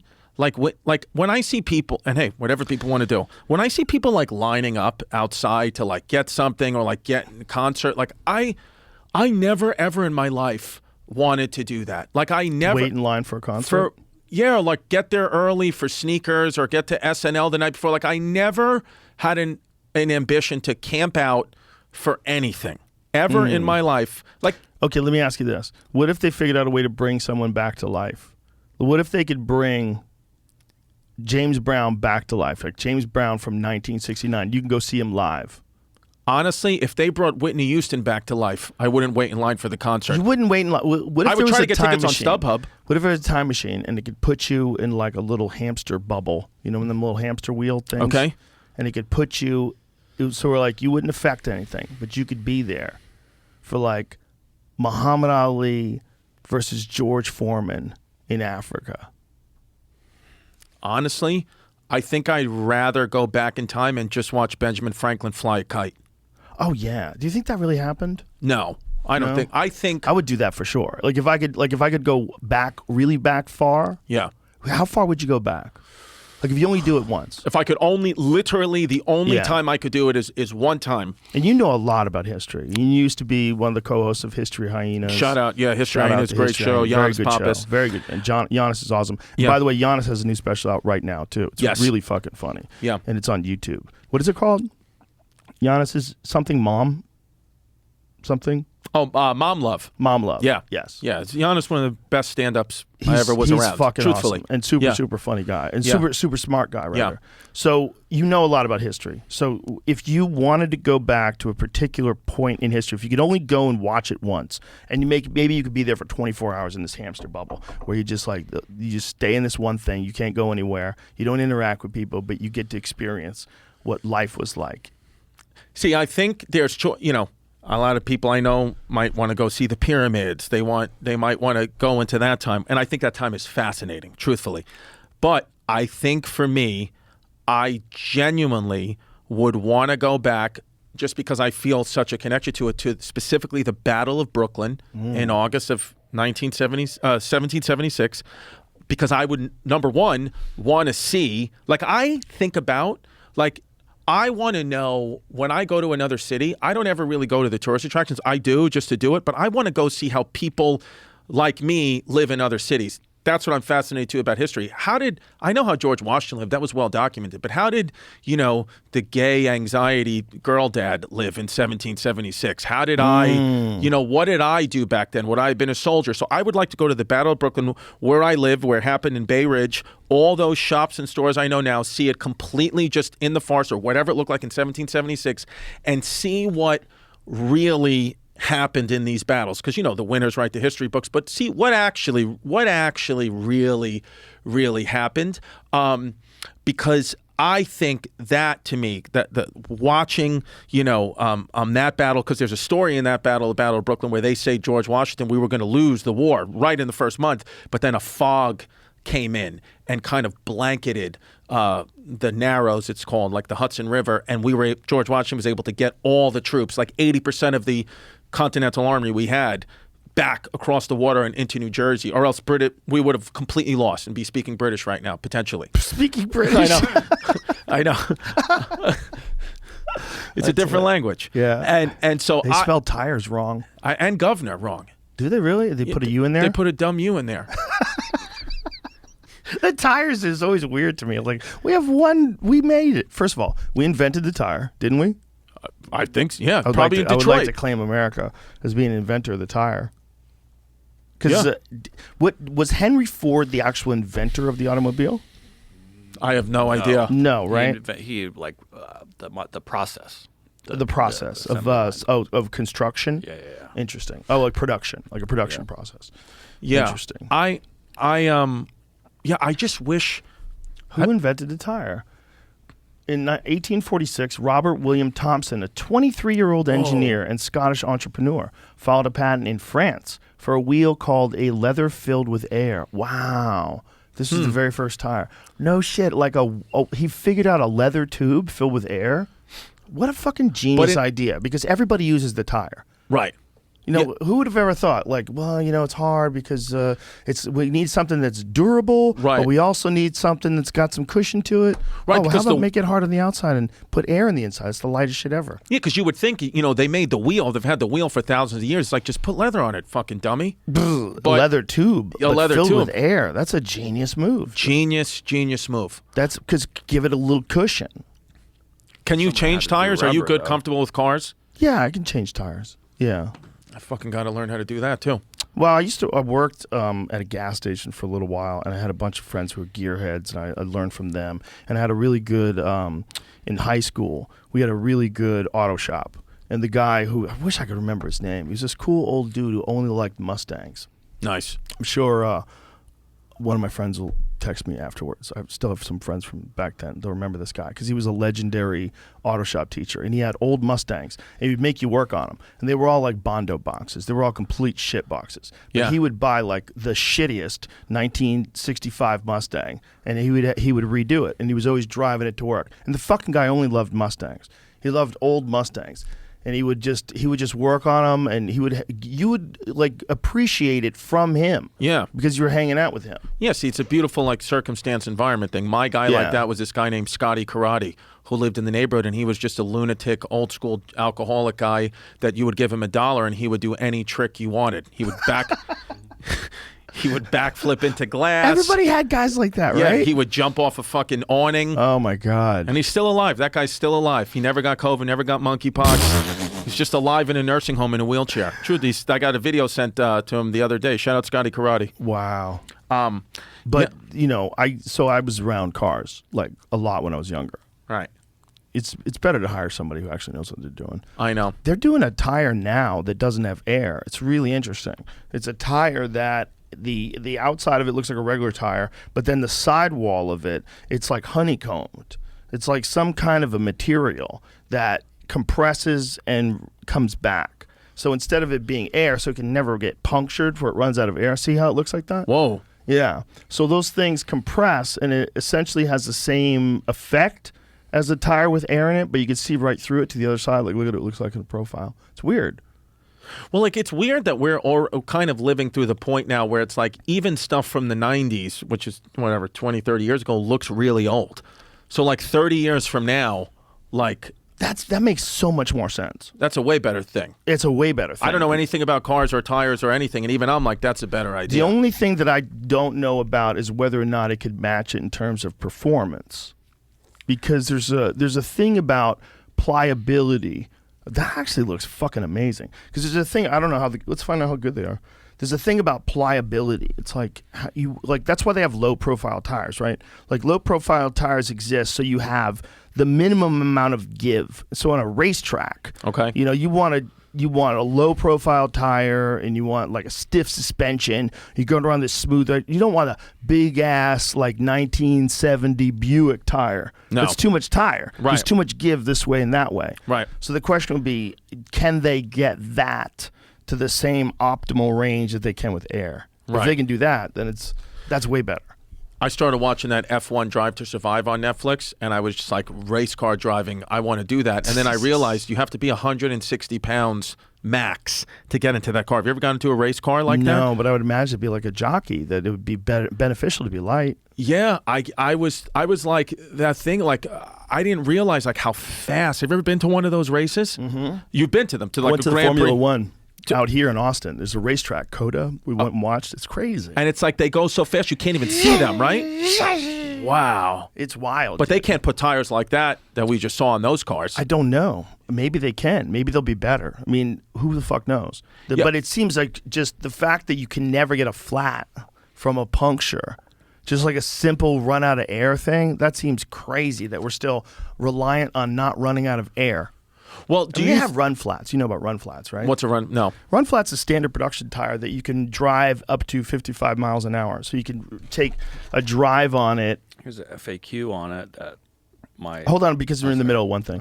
So the run flats are currently available right now. So like you can get like a run flat from a lot of automobile manufacturers. They offer it as an option when you buy a car. Okay. And it allows you to, even if you get a flat tire, you could drive to safety. So Okay. if you're on the highway and you get a tire in a regular car, regular tire gets flat, you can't drive it. It starts boom, boom, boom, boom, boom, boom, boom, boom, boom. It starts making a lot of noise. These are much more rigid. So it's some like middle ground area. So Okay. even though it's flat, it's designed to have a certain amount of rigidity to it, a certain amount of give to it, and you can drive it for a long time.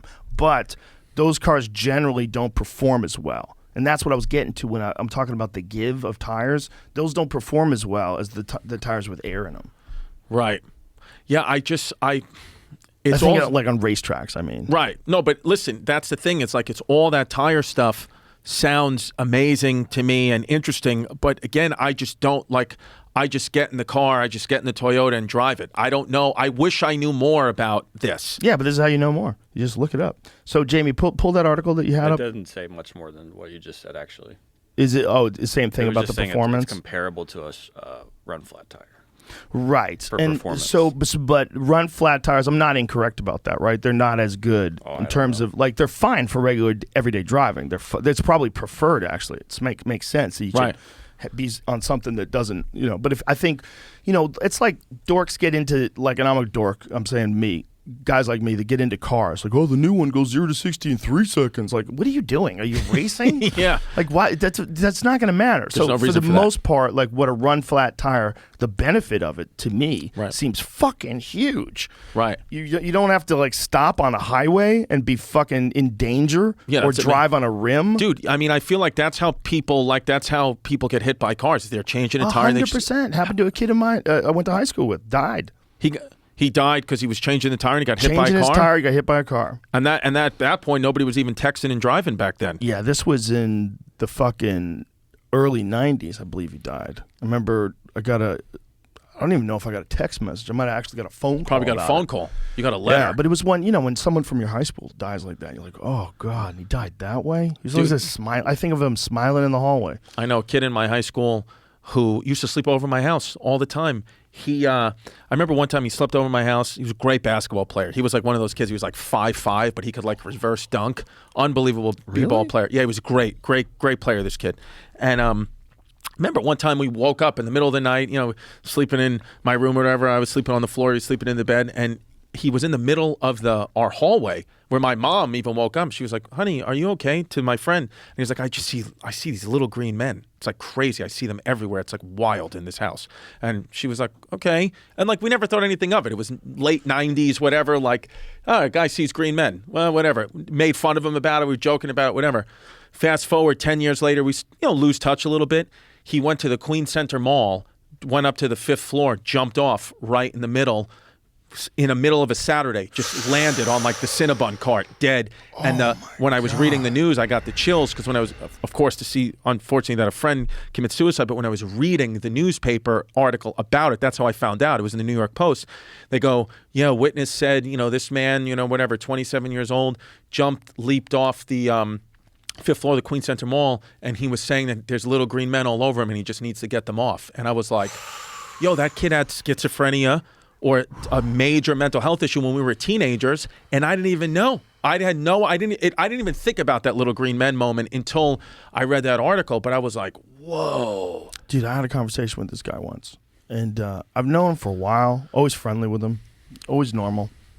How's everything? Everything's good. We talk about this and that. Superficial shit about the news. Just a guy I knew from work. Right. Then one day I show up at this place where he's at, and he pulls his phone out, and he starts showing me photos of clouds. Okay. And he goes, they're everywhere. Do you see them? See them in this one? See them?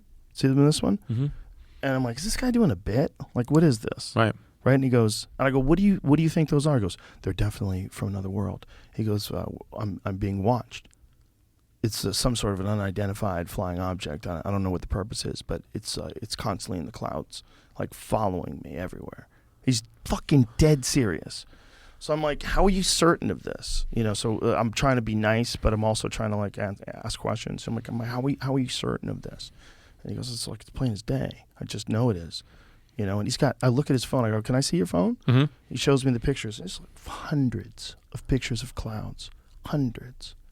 Just basic clouds. And I'm going, holy shit. I'm here hanging out with this guy. Right. And he's hanging out with all of us, which seems like a normal guy. Right. But meanwhile, he's out of his, not like kind of, right, a little wacky. No. Right. Out of his fucking mind, but fully functional. Wow. Respected in his craft. Very nice guy. Seems normal. Real good at talking when he comes around. Hey, how's everybody doing? Good to see you. Hundreds and hundreds of pictures of clouds on his phone. He thinks the clouds are filled with aliens, and they're following him around. Is he still alive, this guy? I haven't spoken to him in quite a long time, so I'm not sure. I think he is. People snap. I mean, my mom was single when I was growing up, divorced from my dad. And, throughout my course of my life, she had a couple of boyfriends. And one time she was dating this guy, and everything was good, and then he wanted her to go up to like a summer house or something that he had, I think in like Vermont or New Hampshire, up in that North New England area. And she, for some reason, just didn't want to go. She was like, I don't know, like things are going okay with this guy, but she's like, I didn't want to go. And I remember being like 14, and she's telling me about it, which is, weird. I don't have anything to give. I'm just your son. She's like, should I go, honey? Like, do you think I should go? And I was like, I mean, I don't know. Like, I guess go. Like, maybe ask my dad, like your ex-husband. I don't know what to do. I'm 14 years old. And she was like, I'm not going to go. I'm going to stay with you this weekend. We'll do something fun. I was like, all right, whatever. Yeah, have fun with my mom, I guess.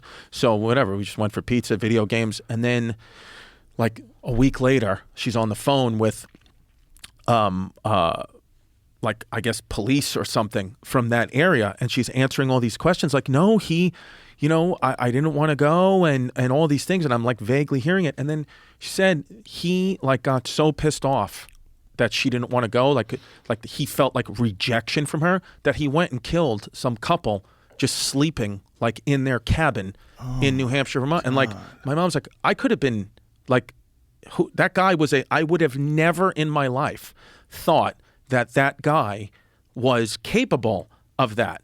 And he fucking killed some. And I was like, holy shit. And my mom met this guy on a Catholic dating website. So that's why his religion's no good. Holy shit. Holy shit, man. Yo, did you ever get to talk to like a real, like an inmate who did like 20 plus years in prison? You ever have that person on that show, a friend of yours, like real time, federal?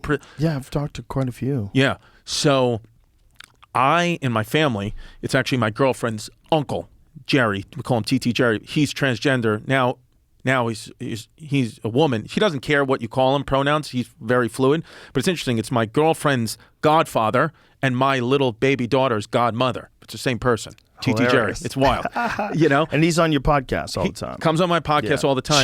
She. Or that. She doesn't care. She really doesn't care. Her whole thing with she's like, whatever people want to do, but she always says, she's like, I was trans before it was cool. She was like, here's the bottom line. She goes, you can say pronouns, this or that. She's like, whatever people makes them comfortable and peaceful, they should do that. She's like, but the bottom line is she's like, when I'm walking past you, if I'm in high heels and a skirt and you say, excuse me, sir, she was like, I'm turning around. I'm turning around because I know she's like, I was born a man and that's how my brain will always be a man. But that's her thing. But anyway, the reason why I'm bringing it up. Isn't that funny? She'll beat you up because she's a man. Dude, she'll beat the shit out. I don't even put my alarm on when TT Jerry sleeps over. I'm like, you can come in and try to rob my house. You're going to get skull fucked by TT Jerry and murdered before you even get to my bedroom. But Jerry, fascinating person. But the reason why I bring it up is because she has told me from her experience in being in prison, which is really great. I'm actually so thankful because my mother, again, being very conservative, it was very weird. Like, I don't know if you should have an ex-inmate around the kids, honey. And I'm like, it's been amazing to have my stepson and my daughter. My baby daughter's too old, but my 7-year-old and my 11-year-old like learned from him and her about the world, learned from Jerry about the world from that point of view is amazing. Because she's really a type of person that, when it's hard to talk to kids, when you're like, oh, you better eat your food. Kids don't have food in, sub-Saharan Africa or whatever. And kids are like, I don't fucking get that. Where Jerry's a person's like, I know what it's like to have zero freedom. I know what it's like to be in the hole for 2 years. So I go out there and I enjoy the day for the microcosm of a day. I can enjoy a good smell. Yeah. I'll have a great day. So I'm happy that my kids get that. But the reason why is because she got to do prison time with Son of Sam. Yeah, Son of Sam. Ronald DeFeo Jr., the Amityville Horror House. That's real? Yeah, that's a real thing. Well, the story is, they Hollywood it up, but he really did kill his family because he said he was hurting voices. He killed everyone. And it's crazy because Jerry said she was, yeah. Oh, fuck, man. Yeah. So she was inmate and Tupac. I did know about this. I'd forgotten I knew about this. There's actually the actual house itself. It's been demolished. Yeah, because people were visiting it all the time. And it's no good. Just like I don't live too far from where the Godfather house was, and I think like that was demolished too because people. It's like, you own that house. You're like, I don't want fucking people taking pictures all day, every day. Oh, my God. That'd be so annoying if you lived near the horror house. But she was saying that Ronald DeFeo Jr., she was like, when you talk to him, same thing with Son of Sam. You would not guess in a million years what they were capable of. She said, Ronald DeFeo, the only thing about him, she said, the sexual favor, she said she wouldn't cop to any sexual favors with Son of Sam, even though like we think, whatever, maybe she hooked up with him, maybe she's just not proud of it. Whatever, it's her story. She says, but DeFeo, she was open with. She was like that she would let him put a mirror out. he could put a mirror out in his room, and she would dress up in like thongs and stuff like that, and let him like jerk off or whatever. She'd cook him breakfast, and he was like kind of like his prison wife. And Jerry said that when you talk to him, it was like the same thing every day.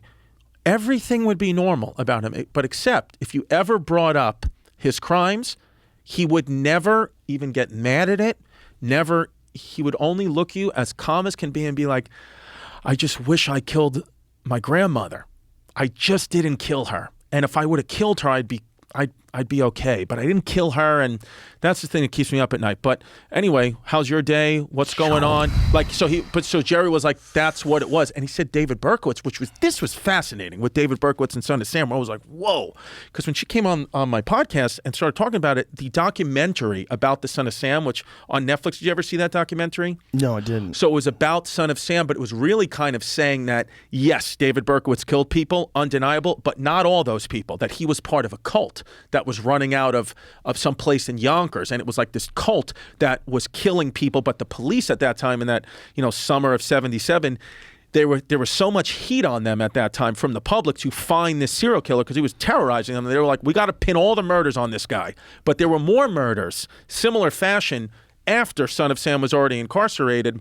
Really? Yes, that the police wouldn't they tried to keep it quiet on the media, and they wouldn't connect them. But they're really very strong evidence that this shit was happening. There was a cult, and David Berkowitz was just the guy that took the fall. He was just one of them that did this. But and Jerry was telling us that before the documentary came out, he was like, the thing I learned about Son of Sam is that he didn't kill all those people. She's like, he didn't kill all those people, baby. No, he did not. She was like, I was intimate with that man. He did not kill all those people. He was saying like that, and he's like, I know he didn't. She's like, maybe he killed one or two, but he's a pretty nice guy. There's no way he could have killed all those people. And then the documentary came out like 2 weeks later, and I was like, and she was like, I told you. You see, I told you. Nobody wanted to listen to me. Like he was like going crazy like that. Did you ever see that movie Henry, Portrait of a Serial Killer? No. With the guy from The Walking Dead, that fucking killer actor. What the fuck's his name? The guy who played like the lead. Michael Rooker. Yeah, that guy. So what's that one about? It's about Henry Lee Lucas, and it's a similar story. What are his crimes? Henry, Portrait of a Serial Killer. This guy's a fantastic actor. He's so good, dude, and he's so good in that movie. In that movie, he's fantastic. And it's about this guy Henry Lee Lucas, and he killed like 62 people, just random people across the country. Yeah. Just walk into a bathroom, cut their throat, stab them, walk out, act like nothing happened. Wow. But the thing is, it might not all be real. Okay. Because he got arrested, and he seems to be crazy. Like when you watch the actual video, see if you can find a video of Henry Lee Lucas.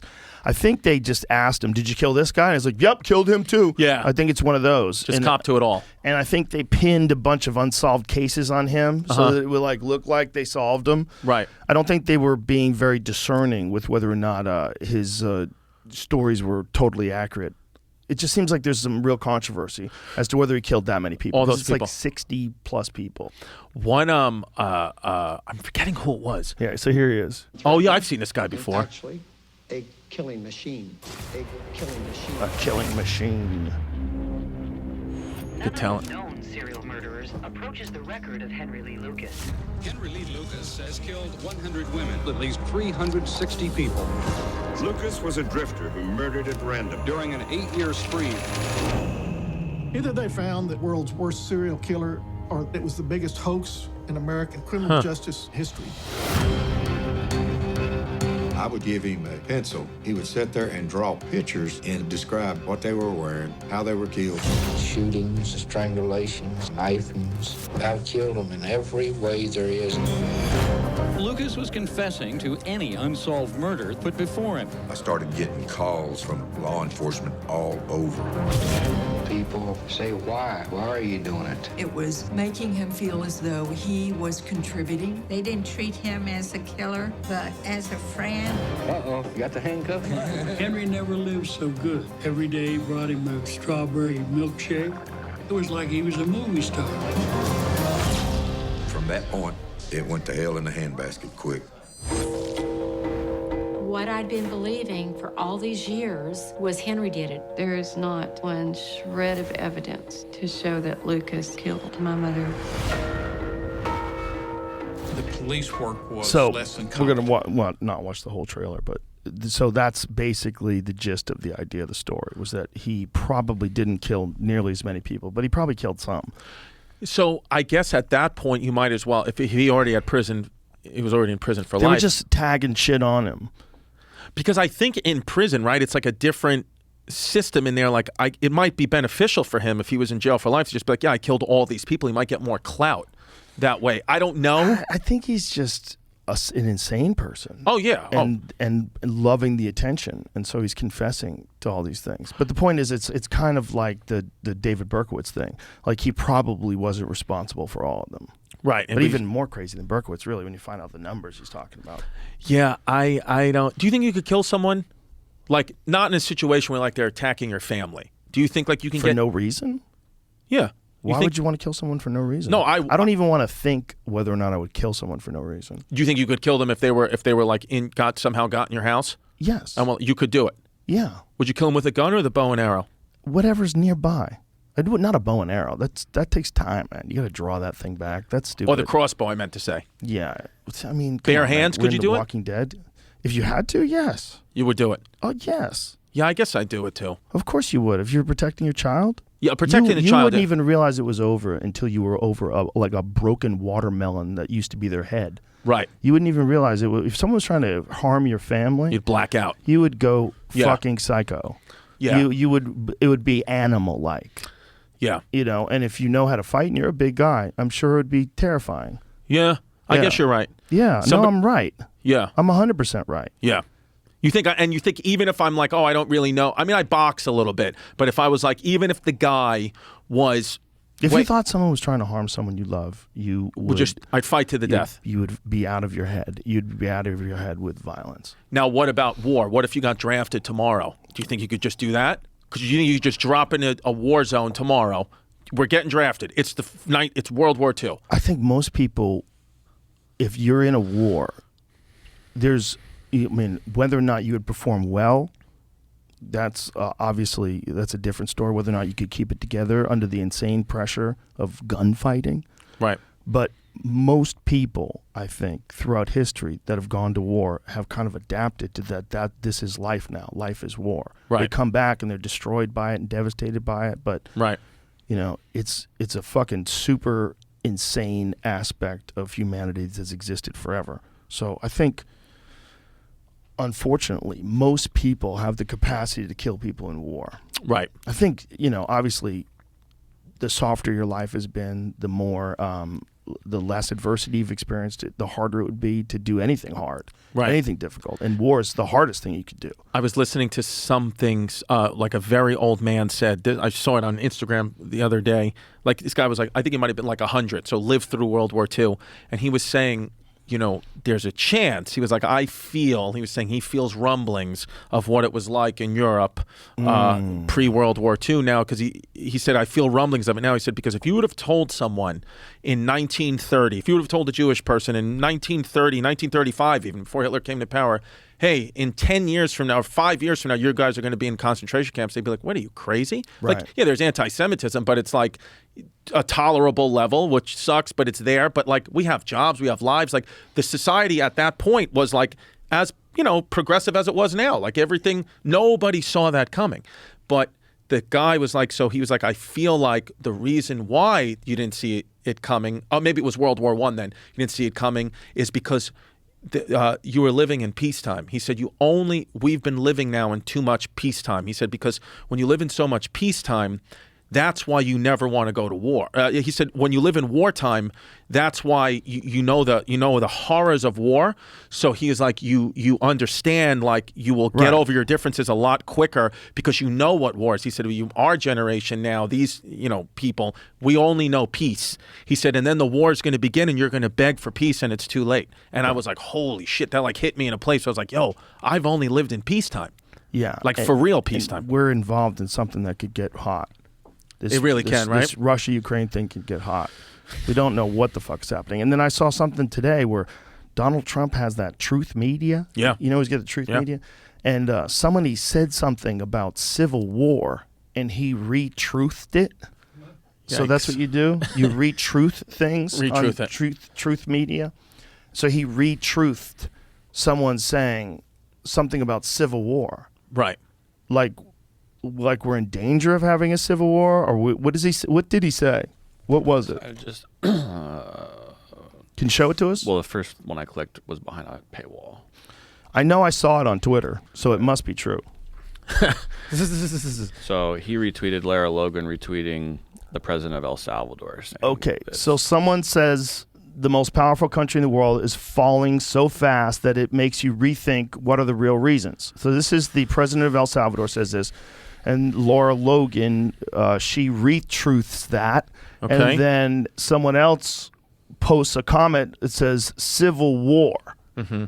And then he retruthed that. So Donald J. Trump retruthed someone saying civil war, which is kind of fucking crazy. Do you think it's truthfully possible in our lifetime, our children's lifetime, for an American Civil War or Yes. a World War III for real at a global scale? Yes. All it would take is a big event. Mhm. All it would take is a big event. I mean, look what happened during like the post George Floyd murder riots, where everybody was like freaking out and worried that anarchy was going to take over the city streets. And I remember the video of the cop cars on fire in Los Angeles. It was wild. Yeah. I posted the video on my Instagram.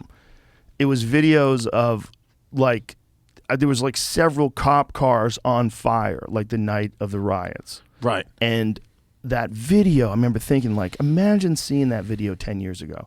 You'd be like, there's no way. There's no way this could be. But if this happened the way this happened, and then another big event happened, another big event took place, and they blamed that big event, whether it's on the Republicans or the liberals, that someone did something horrific and killed people, and then they decided to retaliate, and then shit gets sideways. Well, like, that's 100% possible. I mean, look at the French Revolution, when Marie Antoinette is saying, let them eat cake, like, again, that was at the top of French society. Things were good.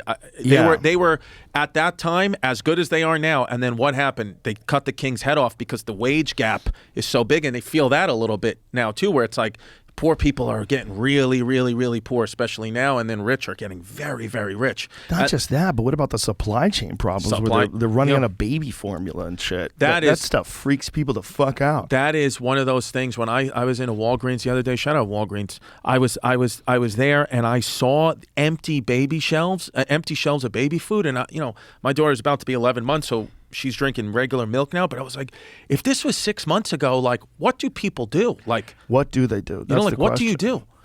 I mean, this is why conspiracy theorists love moments like this, because they, instead of assuming that it's like massive incompetence and that a series of events that causes a disaster, they just assume that they're trying to starve us out. They're trying to starve the babies. And that's a fucking super complex conspiracy that would involve a lot of people keeping their mouths shut and doing something that's really evil. Right. Or most people are dumb.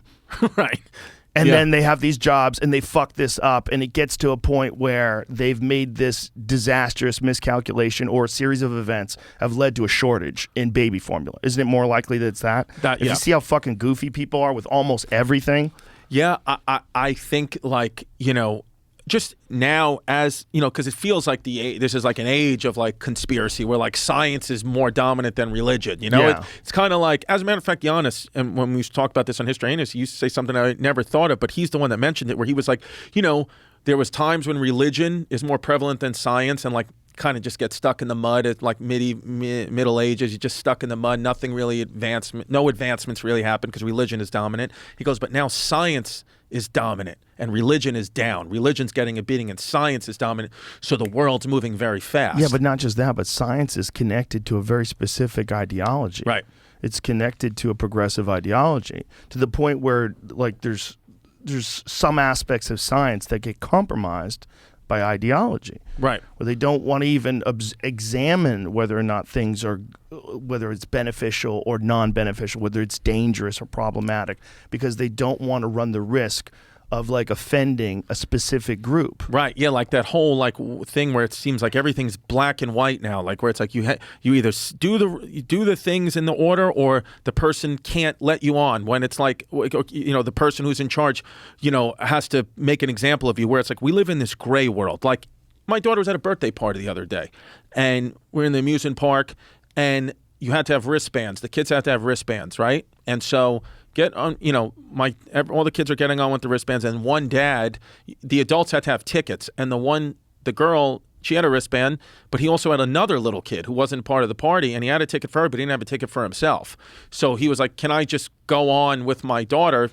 She really wants to go on this roller coaster with her sister, but she's not big enough yet. Can I just go on? And the guy was like, can't let you do that, buddy. Rules are rules. It's like, are they? Like, what? At what point, when would that, because I feel like 30 years ago, you would have just let the guy on. Like, I feel like pre-9/11, it was a different world. That guy would have just let the guy on because it's like, of course, you stupid asshole. Maybe. Just let him on. But it's like, with this rules are rules thing, it's like, I don't know. Well, some people just enjoy telling people no, too. And maybe he doesn't have the ability to say yes. What do you mean? Maybe he can get fired. Maybe if they found out that he let him on, he can get fired. Could you imagine, I wouldn't want to work for a guy that's going to fire me for letting on a small kid. There's a lot of people out there that are working for people they don't want to work for. It's they don't want to risk that. It's too hard to get a good job. If you got a good job and you like working there, you can't just let a guy on. I feel like there's a million jobs now. Nobody wants, actually, people are not working. There's a lot of service jobs available. Those are That's available. a big one. That's Yeah. a big one. But I don't know, man. Some people don't want to have to take a risk like that just for some dude. You're supposed to get a ticket for you and a ticket for your fucking kids. You shouldn't have a sob story, buddy. It's like, figure it out. Yeah, but I feel like I would, the guy was even saying, he was like, let me go on the ride with her. My kid's going crazy. My other daughter wants to go. We just wait in this long line, and I will give you the ticket. I'll go buy the ticket and give it to you. I'll leave my cell phone here. Like, he was trying to. You have to get a ticket in advance. That's the rules. That's the rules. Yeah. But he just. Oh, he said he was going to leave his cell phone there? Yeah, he was like, I would leave. Just let me ride the ride with her. And then, he walks off with both his kids. They're crying, yelling at him, and I'm like, oh, man. That sucks. And then but I could tell the guy who didn't let the father with his two kids on felt powerful. I could tell he was like, yo, rules. He was telling his coworker, he was like, rules are rules, man. Rules are rules. You run into that sometimes with stewardesses.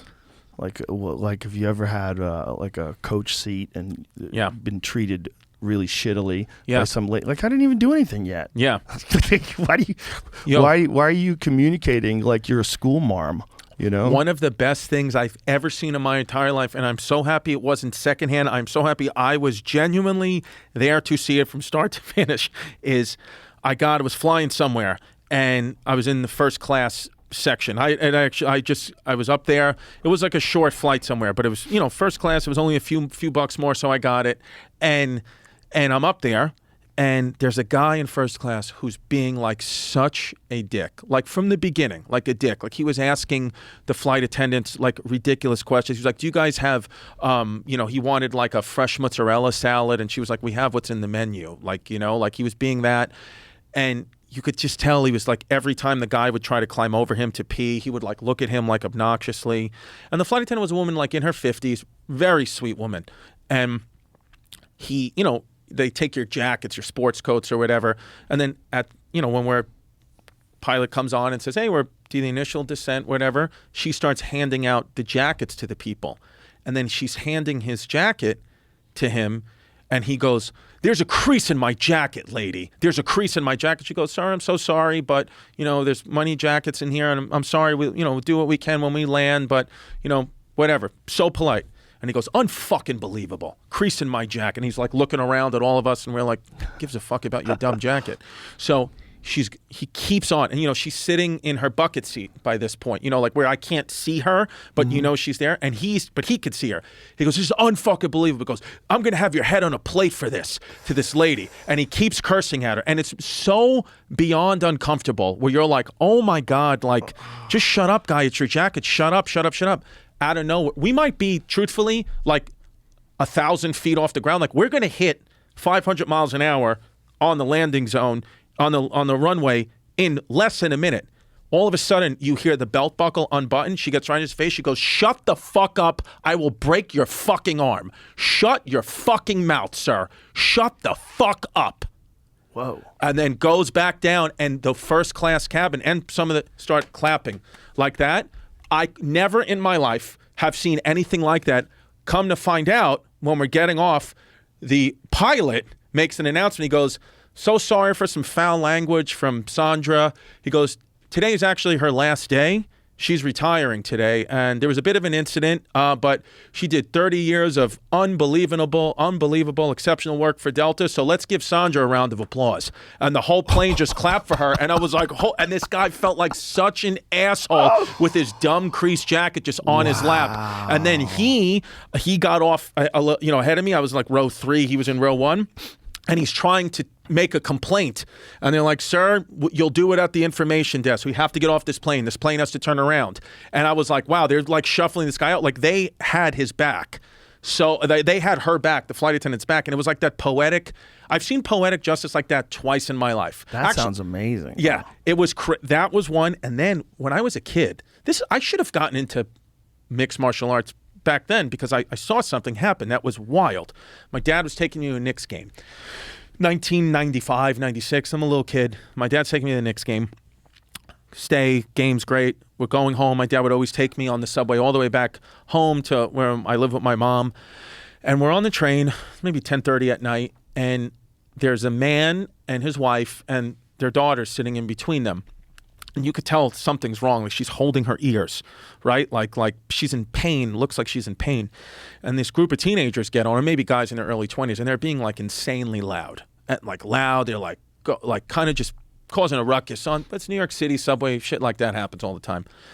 So loud, and the father so like politely is like, hey guys, I know it's free space, but my daughter has a double ear infection. We're on the way to the doctor now. Please, if you could just keep it down, or if you want to yell, like yell in the next car, please. And then the guy goes, yo, fuck you. Like that. And I'm sitting with my father. My father was sitting across, and my father says to me, he goes, this is going to be bad. He goes, look at that guy's ears. And he had like that cauliflower ear. He goes, look, don't ever mess with a guy who has ears like that. Never. And he was like, it's going to be bad. And I was like, okay. And then the guy's just sitting there, and when the 20-year-old guy said to the father, shut the fuck up or whatever, the wife just immediately starts rubbing the father's back. Just rubbing him. She's like, honey, just whatever she's saying. I can't really make it up, but I see rubbing the back. So he's sitting there, and they keep yelling. And she's like, you see the little girl like school, like it must, you know how painful it is to have a double ear infection. Now you got people now actively screaming, and it must be just put right into her brain. And the father says, guys, I'm gonna give you one more chance. Just please, please, please, don't make me have to act. Don't make me have to act. Please just go to the next car, please. And the guy, the 20-year-old, at the top of his lungs screams, like to be funny with his boys, like, bah! Like that, to basically be like, fuck you. In one motion, the guy gets up. I don't know what kind of technique, you would know more than me if you saw it, has him in like a fucking headlock, and then what looked like breaks his arm off a pole. Like off the pole, or fucking breaks his arm. The kid's on the floor, screaming, maybe crying. My memory doesn't, I don't remember that, but crying. Somebody pulls the emergency brake. Now we're stopped in the middle of the tunnel. The police walk onto the train. Again, this is pre 9/11 where like rules were a little more lax. Police get on the train. Everybody says what the story was. This guy gave him so many attempts. Daughter's got an ear infection. They take the father and the daughter off to get the daughter to, I guess, whatever more emergency place or whatever route they have to get her ear infection looked at, and they arrested the kid with the broken arm. Oh my God. I was like, whoa. Those are the two times I saw like crazy poetic justice. That time, and the flight attendant. That was just a couple of years ago. I was like, holy shit, dude. Yeah, people get away with a lot of shit, man. Now they do. Well, sometimes they do. Sometimes you get to watch it on video. Yeah. It's just like when someone gets their ass kicked, like the guy at the Newark airport. Like that, I was watching it this video morning. going around. Was he smacks that dude in the head? But the thing is like that, the thing that has been going around is a shorter version of one that's a little longer. Okay. The little longer one, they were kind of like swinging at each other before that.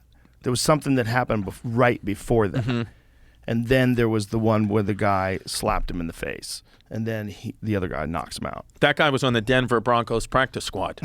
That's a fact. That's a giant human. Giant human. And then why would you fuck with him? Well, and I have a friend who works as a baggage handler in that section of the airport, and said that the employee, I think it's United, is going to lose his job. That's what everyone's saying. He's going to You can't get in a fucking slap fight with a guy. You can't do. Or even if you didn't get fired, would you go back to work after getting punched into the luggage rack?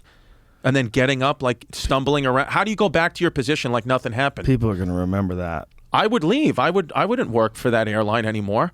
But it's also like once if you're at a job and you're in the service industry, which is essentially what you are, you're working behind a counter at an airport, and you wind up getting in a fight with someone. You got a video of it?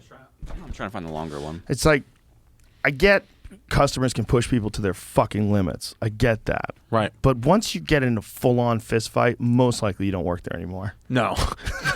No. Especially if there's a video of you slapping a man and then getting KO'd. So there's some shit. See, it's going on before that.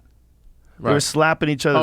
See, he threw some punches at him before that. And then he hit. Yeah, right. See? And a couple times. See? Actually, this guy's taking it. Watch this. Yes. Watch this. See? And then he smacks him in the head. Okay. So this is after that dude had already hit him a bunch of times. See? Right. And then See, this is one of the. Let's pause this right here because there's a lesson in this. This is why video is so deceptive. Right. Like a viral video that's taken out of context can be so deceptive. So we don't know what words were said between these two guys. We really don't know what happened. But if you go all the way to the beginning, they were swinging at each other, right? So. See, it looks like he touches him first, though. Go back. Yeah, he still looks like he swung first. Yeah, it looks like he pushes him first, and then the other dude slaps him in the head, and then he takes a couple swings at him, and the guy moves away and gets clipped a little bit, and then he hits him again and again and again, and then he steps forward and slaps him in the face. So that is all everybody saw. And then you see this punch land, and then another one, and now he's flatlined. But there was a lot of shit that went down before this that most people didn't see, because the video that was going around was only right after the slap. What's interesting to me, though, was like this guy, the guy who got knocked out, can take a punch and seems not to be afraid. But why, when he gets his opening, does he softly bitch slap him? Because he's so confused. He's probably rocked. He got cracked. He's already discombobulated. Dude, watch this. Let's go back to the beginning. You know, I'm sure you've been hit in the head before. Yeah, you know I have. Look, so there's one. Now watch this. They're standing in front of each other. That one lands. That one lands. Stumbles back. So he's rocked right now. That one lands. That one lands. So he's fucked right now. He don't know what he's doing. Like that dude's bang. He's fucking seeing stars. His bell's rung, and then he gets hit again, and now he's going out. Bam, and then the second one. So when he goes and lays back. Damn. When he hit his head that last time, it's no good. None of it was good. But it was like those punches that he got hit with before he slapped that guy probably had him out of his fucking head. He was disoriented. He's completely disoriented. He doesn't know what's going on. So what is the course of action? Do you have to arrest both of them? Well, I don't know, because maybe there was some shit that went 15 seconds before that explains why he pushed him. Who the fuck knows? Yeah, that's why the police always have like the real footage. Like I have a friend, I'm sure you have many friends who are police. Like there's time, and probably illegally does this, but there's times where like a video will be on the news and then he'll send you the real video.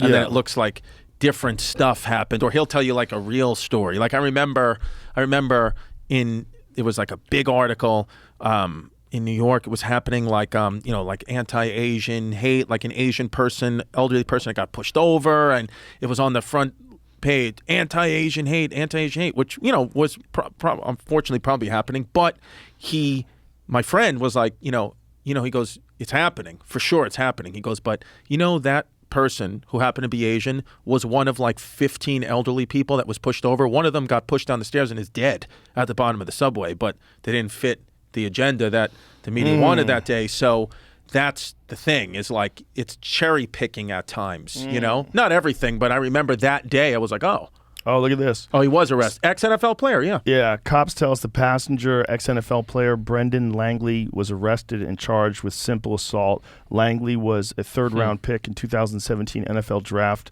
out of Lamar University. The employee has been fired following the incident. So it's interesting. It's like, I don't know what happened.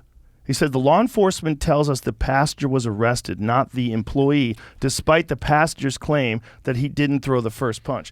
It seems like, at least from what we saw there, that the employee touches him first, right? Yeah, it seems like that. It seems like he kind of pushed him more than he punched him. Right. But then the other dude started teeing off on him.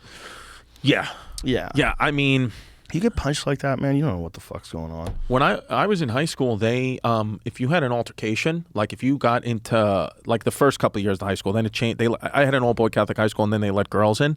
But when they were just boys, and it was like a tradition at the high school I went to, if you got into a fight, like me and you were classmates, and we got into a fight, like just a verbal, you would go to the basement after school, and a teacher was there to supervise it. They'd put on boxing gloves and let you like duke it out. Holy shit. Yeah, but what like if a guy was like bigger than you and tougher than you and beat you up, and then you had to get in the ring with him again afterwards? That was their mentality, to be like, don't fight. Because if you fight, any type of altercation at all, you're going to have to do that with gloves on. But what if it's just like a bully who's way bigger than a guy who beats him up? That's the way the rules were. Oh my God! I mean, that'd be terrifying. So you get your ass kicked, and then you have to fight them, like with gloves on. Well, it was by the time I got to the high school, they weren't doing it so much anymore. But you saw where the ring was, and I was like, "That's a crazy way." Bro, think about what they did with the Spartans. I mean, they had God. little kids fighting when they were little. Yeah, yeah. I mean, they made them little warriors. If they weren't good babies, they'd leave them in the woods. That might be wrong with them. Is that a myth? What did you say? Is that a myth? Is that what you're gonna say? No, I said a myth. I said that might have been.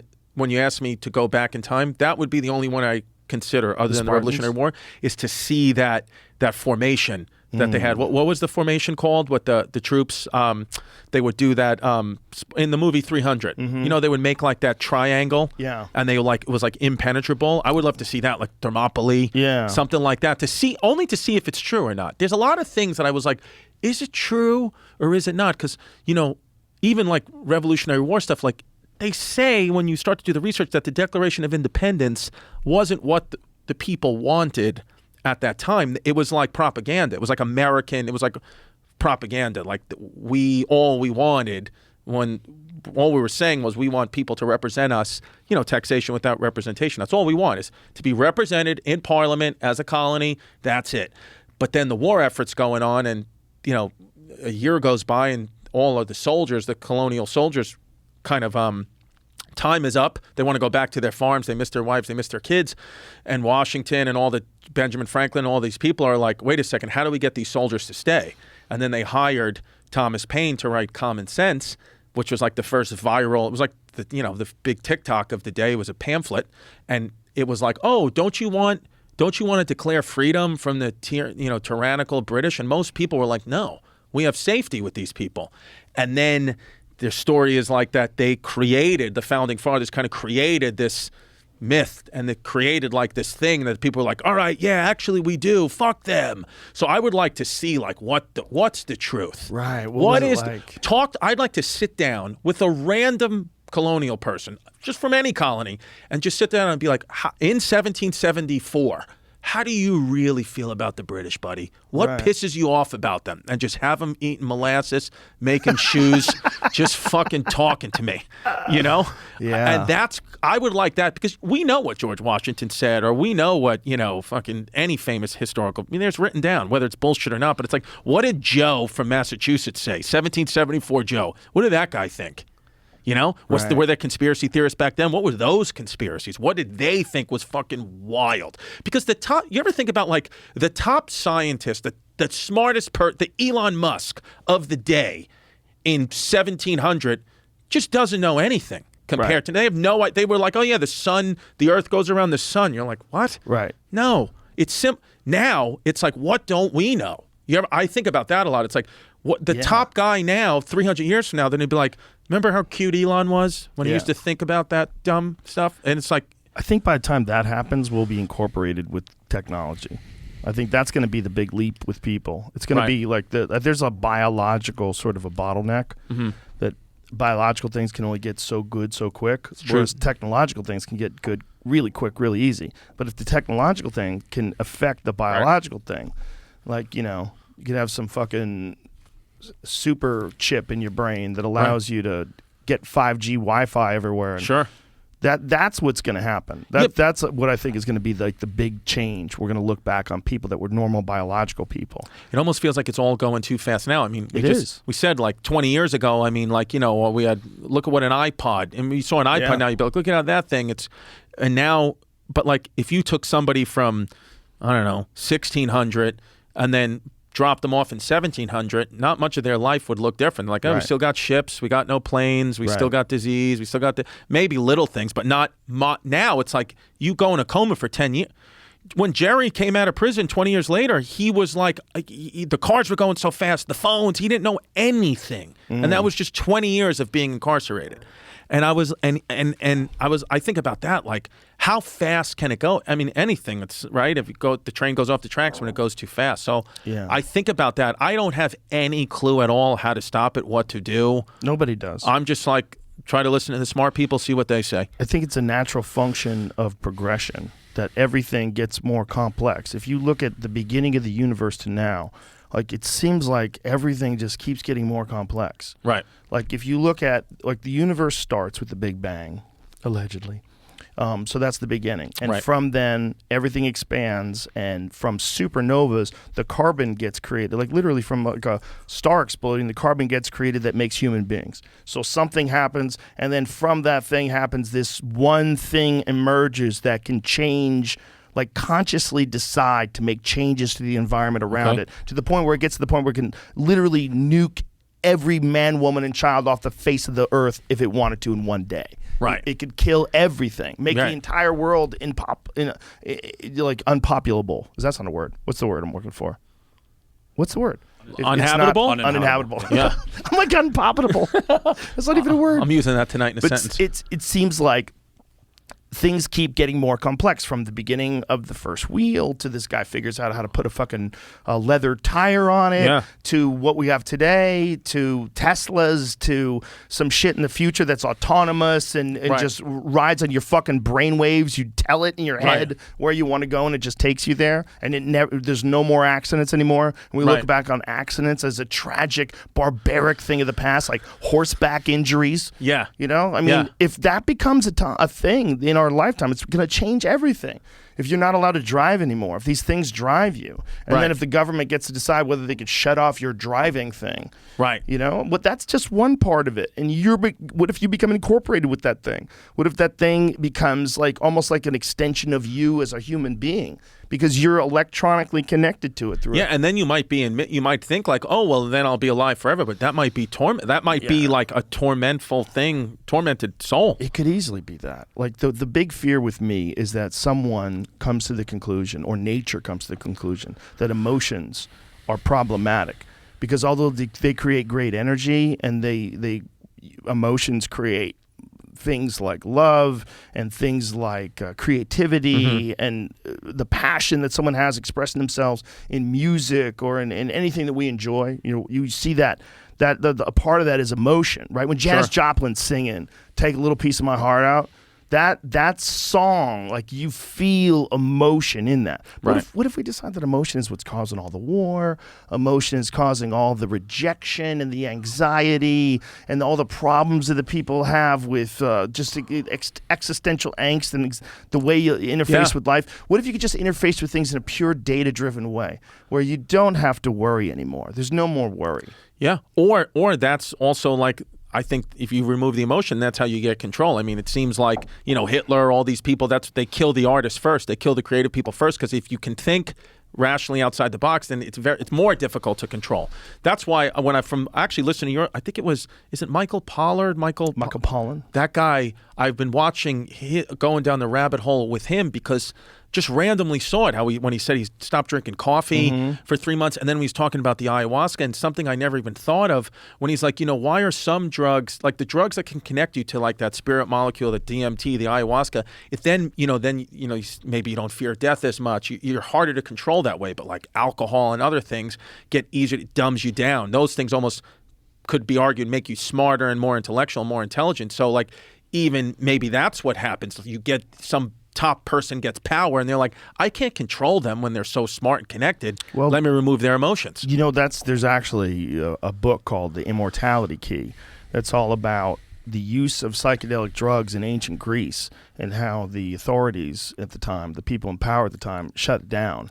And that I think it was it the Pope? Who was it that shut it down? I forget who initially. That shut down what? They shut down these psychedelic ceremonies that they were doing. Okay, you're talking in ancient BC Greece. times. Yes. Ancient Greece. Okay. And so there's this guy named Brian Murarescu, and he wrote this book called The Immortality Key, and he came on to talk about it. And one of the things they found was through these ancient vessels, like pottery vessels, that there was residue of psychedelic substances that was mixed in with the wine. Wow. Yeah. So, like, how do you say, what is the Eleusinian mysteries? I think that's how you say it.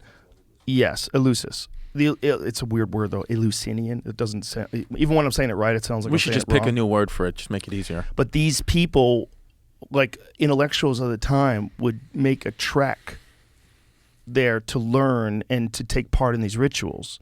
And no one knew what these rituals were. It's like it's hard to know exactly what they did. And when you read the sort of cryptic descriptions of it, what they're leaving out when they're talking about wine, we think of wine as being wine, like go buy a nice Chardonnay. Yeah. No, that's not what wine is. To them, wine was stuff where things were always mixed into it. So it wasn't just grapes that were fermented. It was grapes that are fermented, but a bunch of other stuff. And they would throw a lot of psychedelic stuff like ergot, which is like a type of fungus that it gives you an LSD-like effect. So they were basically tripping their fucking balls off and writing literally the foundations of Western democracy.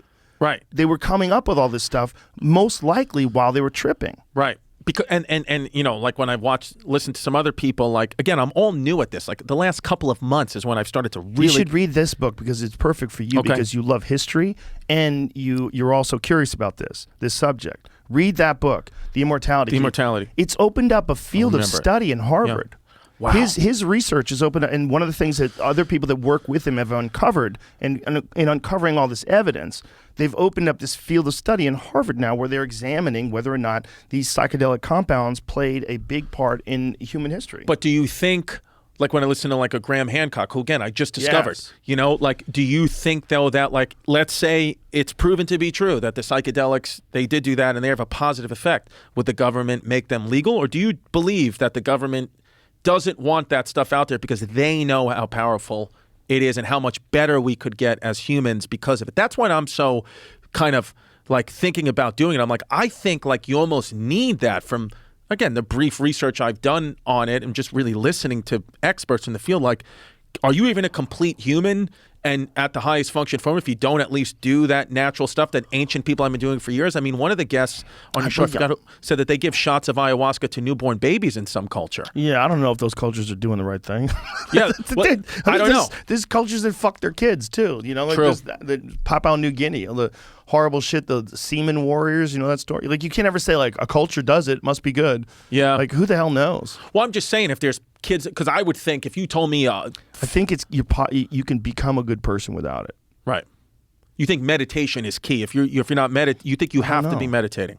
You know, I think everybody needs a different thing, and unfortunately, because I think it would be great if there was like one size fits all. Like, hey, take mushrooms, you'll be a better person. I don't think that's real. Just like I don't think there's one diet fit all, one exercise program fit all, one interests and hobbies category that fits all. It doesn't work. Like people, we vary so fucking much, man. Right. We're the same thing, but we vary so much. There's people that do things every day that you and I couldn't imagine doing once. Yeah. And they do it every day with glee. And we're terrified of it, or we find it boring, or we just completely uninterested. And other people, it's their whole life. You think you have to just accept who you are and not resist who you are?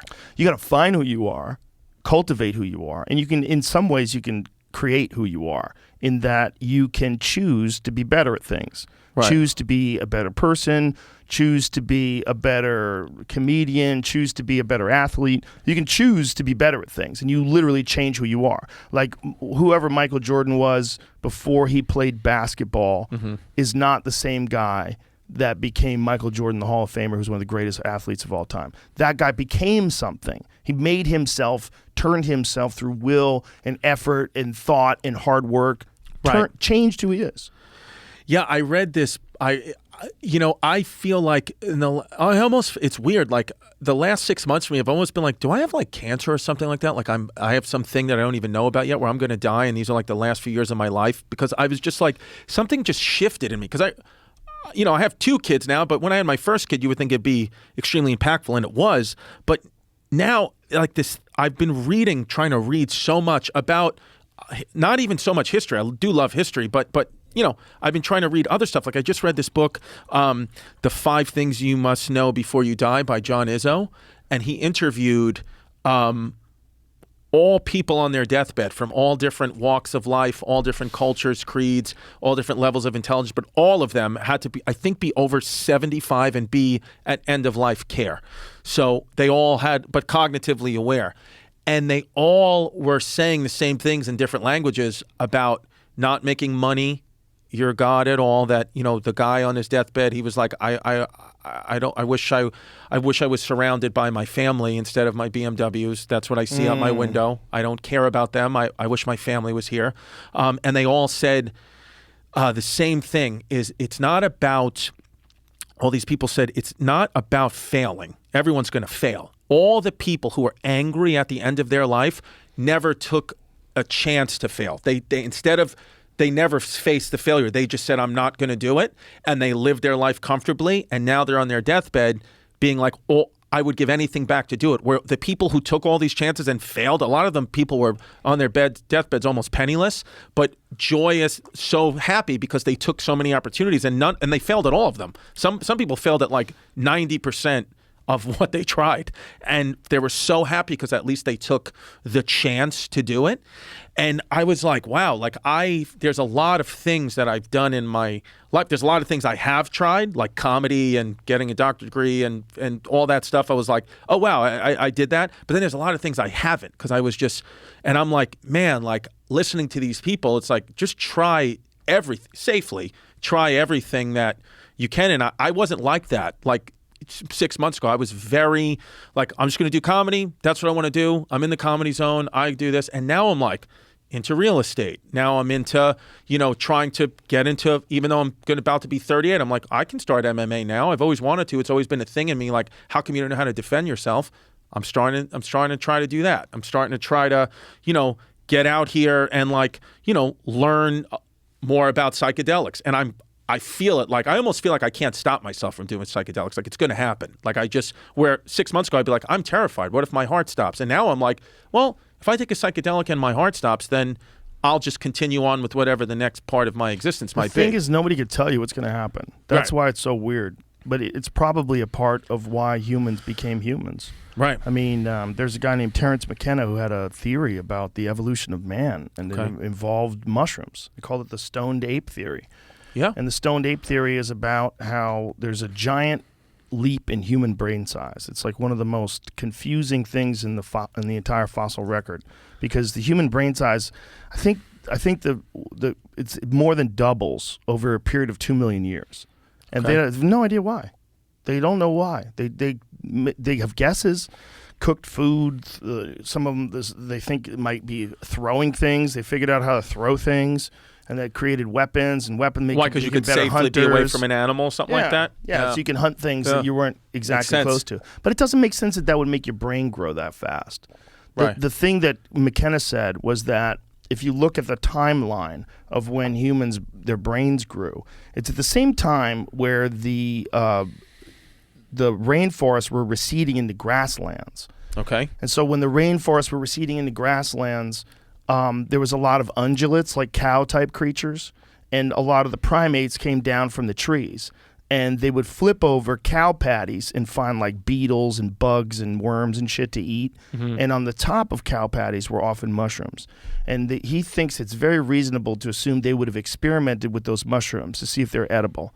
And one of the things you find when you do eat psilocybin, which is very common in cow shit, psilocybin in low doses increases visual acuity, which means you could see things better, which would make you a better hunter. And they've proven this with there was a guy, I forget the guy's name, but he was a psychologist I think was a psychologist, and he did these studies on psilocybin and edge detection, meaning that like if you took 100 random people and gave 50 of them psilocybin and 50 of them nothing, the ones that took the psilocybin could detect if you had two parallel lines, if the line moved off the parallel, the ones who were on psilocybin could detect it quicker. So it changes the way you see things. It makes you horny in low doses. It brings about a sense of community and creativity, and it might even encourage the creation of language. And his brother Dennis explained that, but I'm not gonna butcher that. But he actually explained it on my podcast why the way psilocybin interacts with human neurochemistry would encourage the creation of language. So if that's the case, that's these primates experimenting with mushrooms accelerated our development far beyond what it would have been if we hadn't done that. Interesting. Yeah, I feel like there's almost no way that those types of drugs weren't a huge impact in our development. I also think distractions were a lot lower, probably, back then. And like, when you like Great Pyramid stuff, when I listen to all these great thinkers talk about it, I'm like, but also like maybe feats like that would be impossible now because of distractions and unions and this and that. But back then, it's like if I told you need to get that brick in that right place or you're going to get whipped or killed, you would have a higher chance of doing it. Yeah, you just get whipped or killed. This is not about. You think that's yeah? I think it's about. I don't think it was about like forcing people to do it as much as it is about skilled labor.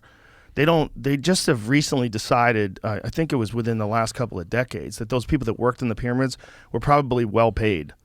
And they found, because like they found camps, like the type of food that they ate. Right. And they think it was skilled labor. But the problem is they don't have any fucking idea how they did it. The craziest thing about it is the technology that exists to move that stuff. There's no evidence of it. Right. Like it's the pyramids are almost like if you wanted to prove that civilization gets to extreme heights and then gets reset, you would have to leave behind something that would defy time. And the only thing that you're really going to leave behind that defies time is made out of stone, and it's huge. And that's what they did. They made something that defied our current understanding of construction. Because if you ask people, could you build the pyramid today? There's a lot of people that will arrogantly say, yes, of course we could build the pyramid. Of course we could do it today. It's not that easy. Right. Maybe people could do it today. But you have to think about people doing it 4,000, 5,000, 6,000 years ago. How the fuck did they do it then? Right. There's 2,300,000 stones that they're cut so perfectly that they come to a fucking point at the top. Yeah. And it points on each corner to true north, south, east, and west. Right. There's 2,300,000 fucking stones. Some of them are from quarries that were hundreds of miles away. Bro, it's nuts. Do you think that? Is your opinion then that there maybe psilocybin and things like that were involved in this type of stuff? I think we are arrogant to assume that this is the greatest height that humanity has ever reached. Yeah, I agree with that. I think those things point to humanity that existed, or a civilization that existed that was way more complex than we understand. And I think something happened. Yeah. And because of the Graham Hancock podcast and a guy named Randall Carlson who I've had on, I've been introduced to the Younger Dryas impact theory. And the Younger Dryas impact theory coincides with the end of the Ice Age, and there's a lot of physical evidence that somewhere around, like, I think it was more than one time, but from an area of like 12,000 years ago up until like 11,000 years-ish, the Earth probably got hit multiple times by a comet shower. Right. We probably got fucked up. And the way they find it is they do core samples. They find iridium, and it's all around that same area of time. When they get into that 12,000 and 10,000 years, like, there's a lot of iridium, which is really common in space and really rare on Earth. And they find nuclear glass. Is this shit that they find when they do nuclear test blasts. Right. And it also happens when asteroids hit. So they found this stuff also in that same time period. So they're like, I think Earth got lit up, and it probably killed a large percentage of the population. Do you think there are people in this world, in this country, like groups of people that know for a fact some of these things that we debate daily? No, they're trying to figure that out. That no one knows for a fact. You don't know for a fact what happened 12,000 years ago, but you could look at a lot of evidence.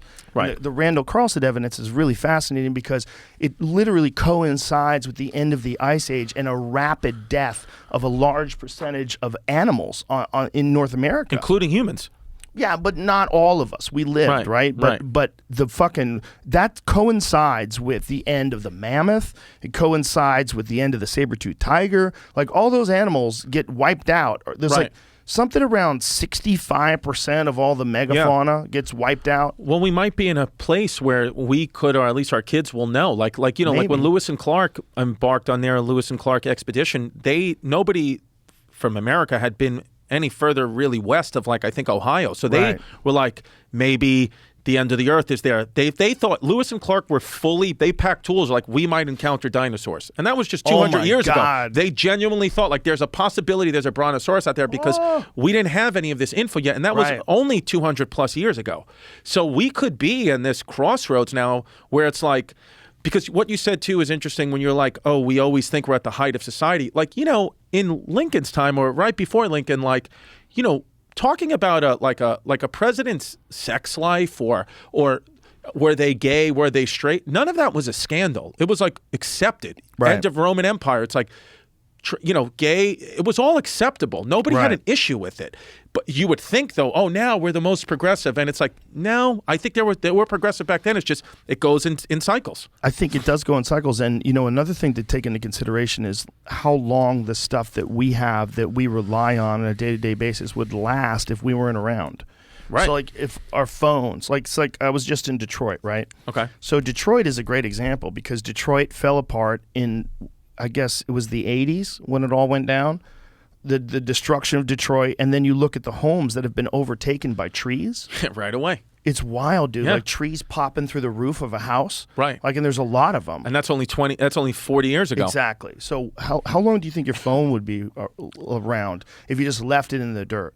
If your phone got covered by dirt, the earth would consume it in a few hundred years for sure. Yeah. There would be no evidence. So now imagine 5,000 years. Yeah. So if we're going back to the time where we think they made the Great Pyramid of Giza, which is like 2,500 BC-ish, somewhere around then, that's just, you know, they're kind of, it's a lot of, you know, estimates. But that, who the fuck knows what they had? We don't. There's not. It's not going to be here.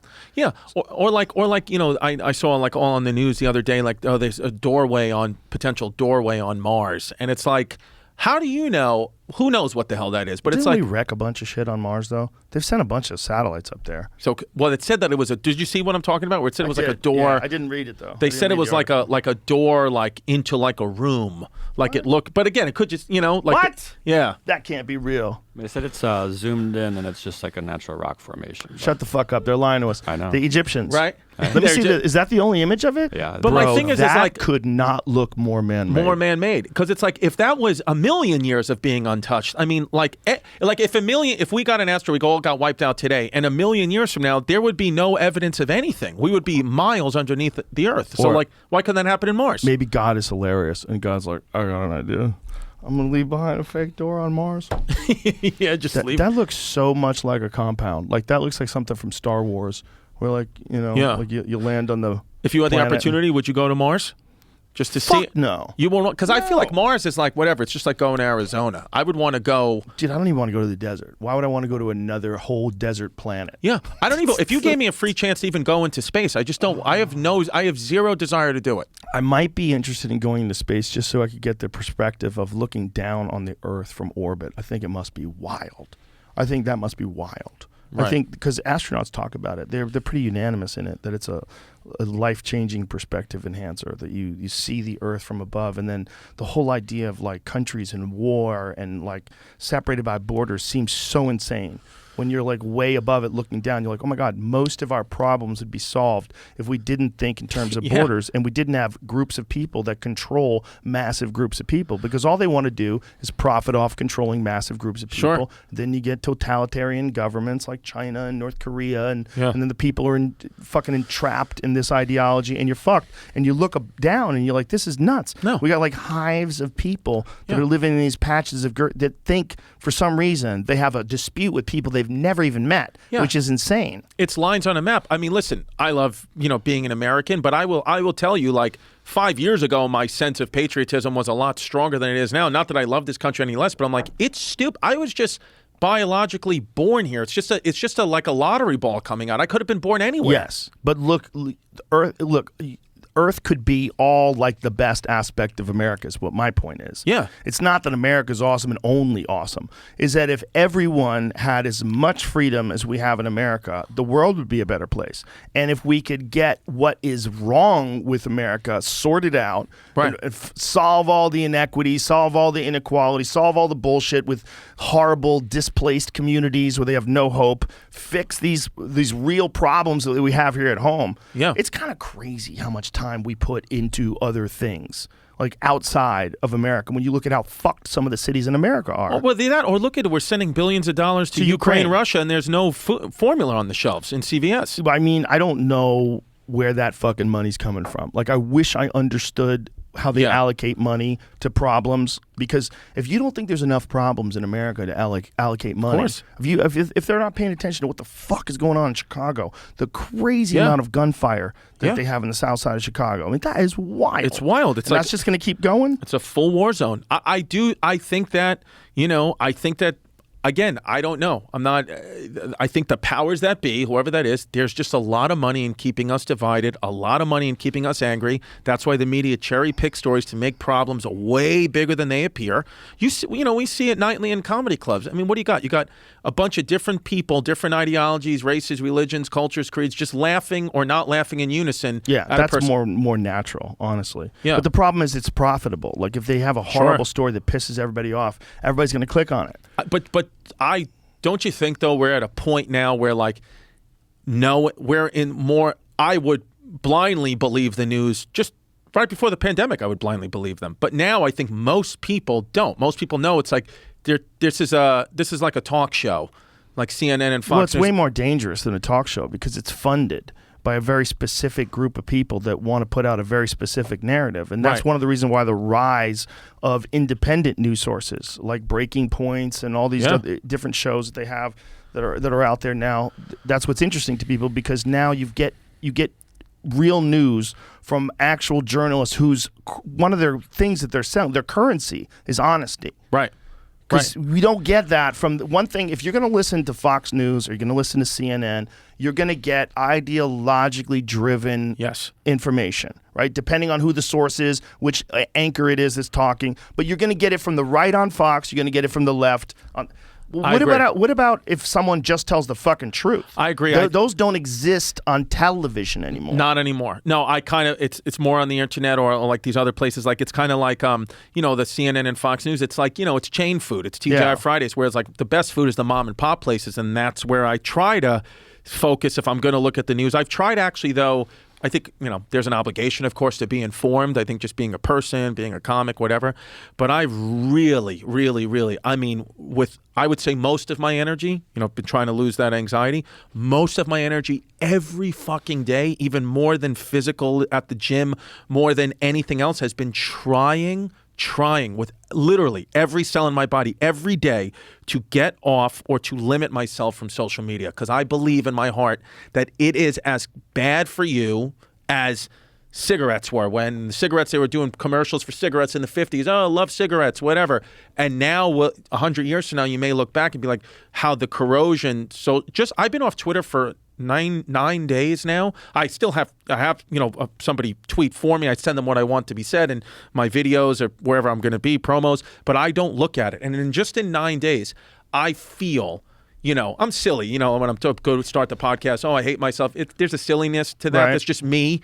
But genuinely, honestly, truthfully, gun to my head, I feel in just 9 days like incredibly so much happier, because just it just takes one or two to get past the goalie, and then it hurts you. I mean, it hurt. When you see things about like your comedy, your look, your this, your that, how you are, what they heard you say on this podcast, it's painful to hear any negative response. So I used to think, I have to take it all in. If you want to keep progressing in this career, you got to take the positives and the negatives. And I'm like, why do I have to do that? I'm only going to live once. I just want people to say positive things about, or hear positive things about me. I know what I'm doing wrong.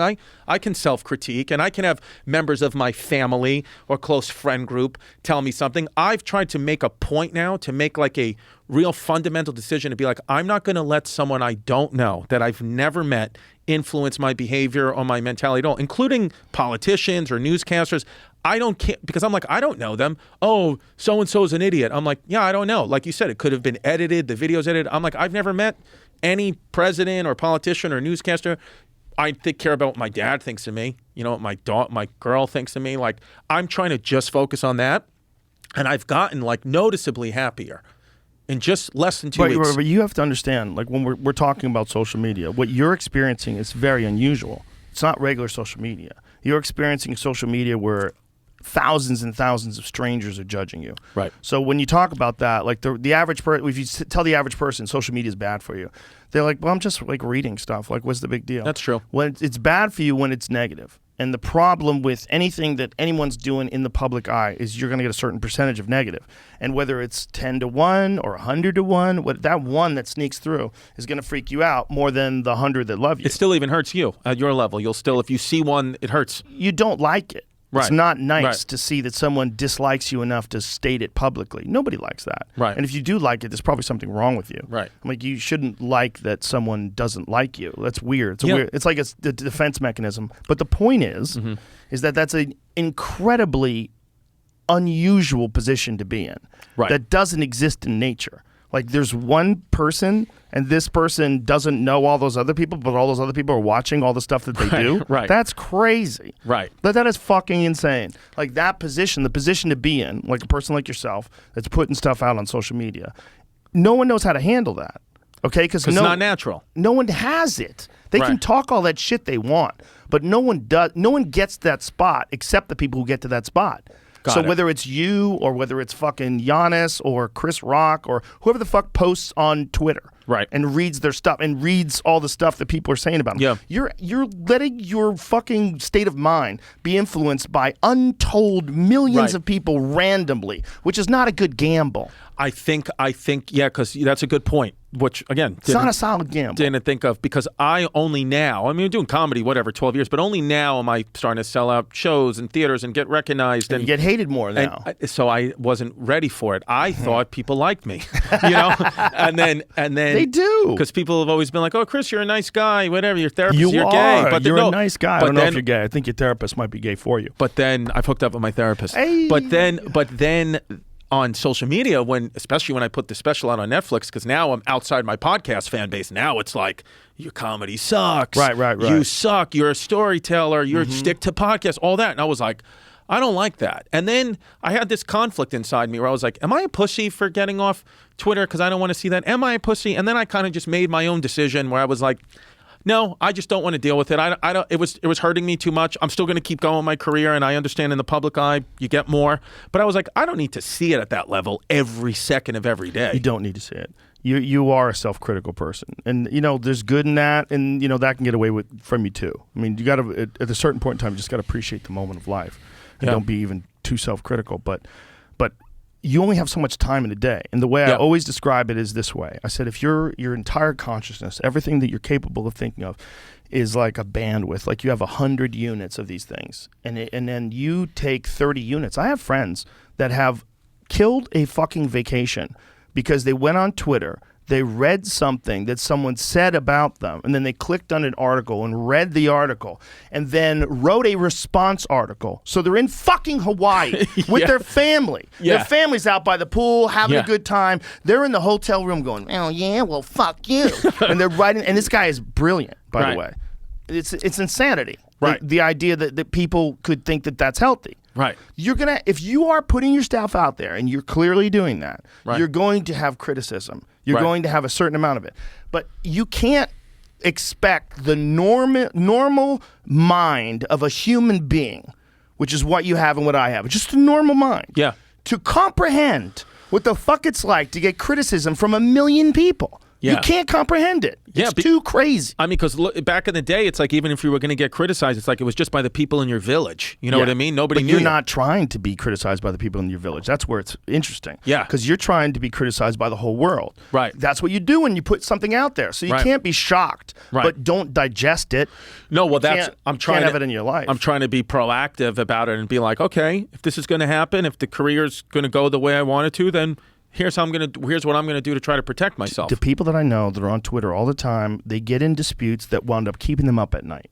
They go crazy, and they'll tell me about it. You know, I couldn't fucking sleep, and then I got so upset, and I'm reading the replies, and I'm replying to them, and I can't wait to see how they replied to my reply. I'm like, bro, I know. This is not real. You're not at a war. No. This is like some weird, it's like you're sending evil notes on passenger pigeons back and forth to each other. This is so fucking stupid. You made it all up. Well, that's why I think having children is such a blessing, because it takes me, nature takes me out of it. It'd be like, hey, your kids, you're gonna miss your kid's first step because somebody said your bit sucked. You can't. You know read what I mean? That stuff. No. I've been doesn't trying not mean to. that you shouldn't think that criticism is important, because it is important. Oh, sure. But you can't just digest it like all day long. It's like eating sugar or something like that. So you can't just do it all day long. It's not good for you. Well, I think in life it's best addictive. Keep your counsel small. I feel like a lot of successful people, they got a small group of people that they talk to. You know what I mean?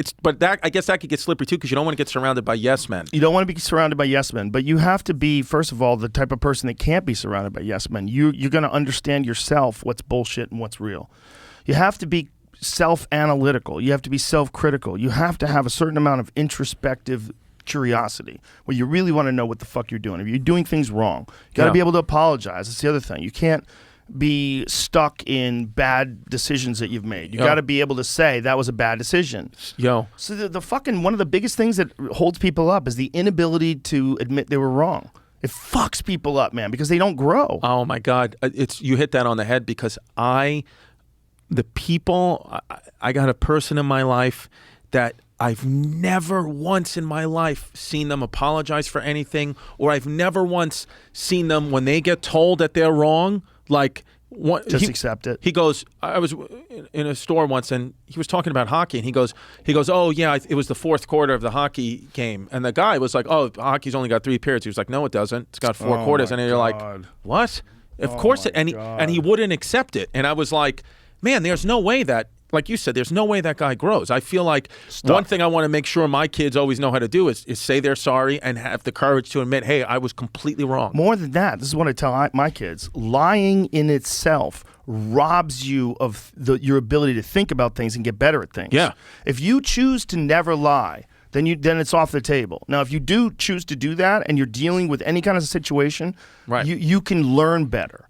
Right. Because you're not lying to yourself. Right. The people that lie suck. They suck at whatever they do. Of course. Like that guy, I guarantee that guy never gets good at things. No, he stinks. Exactly. At everything he does. You can't get good at stuff if you're full of shit. Yeah. Like, it's like the painful truth of being incorrect is far superior than deluding yourself with some fucking belief that you're never wrong. Right. Because that's what everybody wants. Being right is awesome. Even when we're joking around about stuff about the podcast, and I go, Jamie, look that up, and he looks it up and turns out to be true. I'm like, aha! Yeah. But when he looks it up and it turns out to be wrong, I'm like, oh, really? I thought it was fuck. Well, that's not a good feeling. So people avoid that feeling. Well, and actually, Benjamin Franklin said the reason why George Washington was the man who he was and why he was able to get the country out of the mess is because he would retreat. He would realize, I fucked up. I just put this soldiers in a bad position. I'll look like a dick in the press. Let's retreat and we'll survive another day. Where at that point, every other, like British generals, they would just march their soldiers, the redcoats, in formation like idiots, and they would just get shot and killed. And it's like, because they were like, hey, if we're in the wrong system, then we're going to kill everybody. And that's what it is. When they would walk with the fucking white stripe in the middle of their chest and they would walk forward in march in war and they would just get shot. What about the guy on the drums? I feel like I'd be that guy. Just get shot in the head immediately because I'm on the drums. Isn't it amazing? You need a drummer when you got to go to war. That is the dumbest fucking thing ever. You got to announce. I know.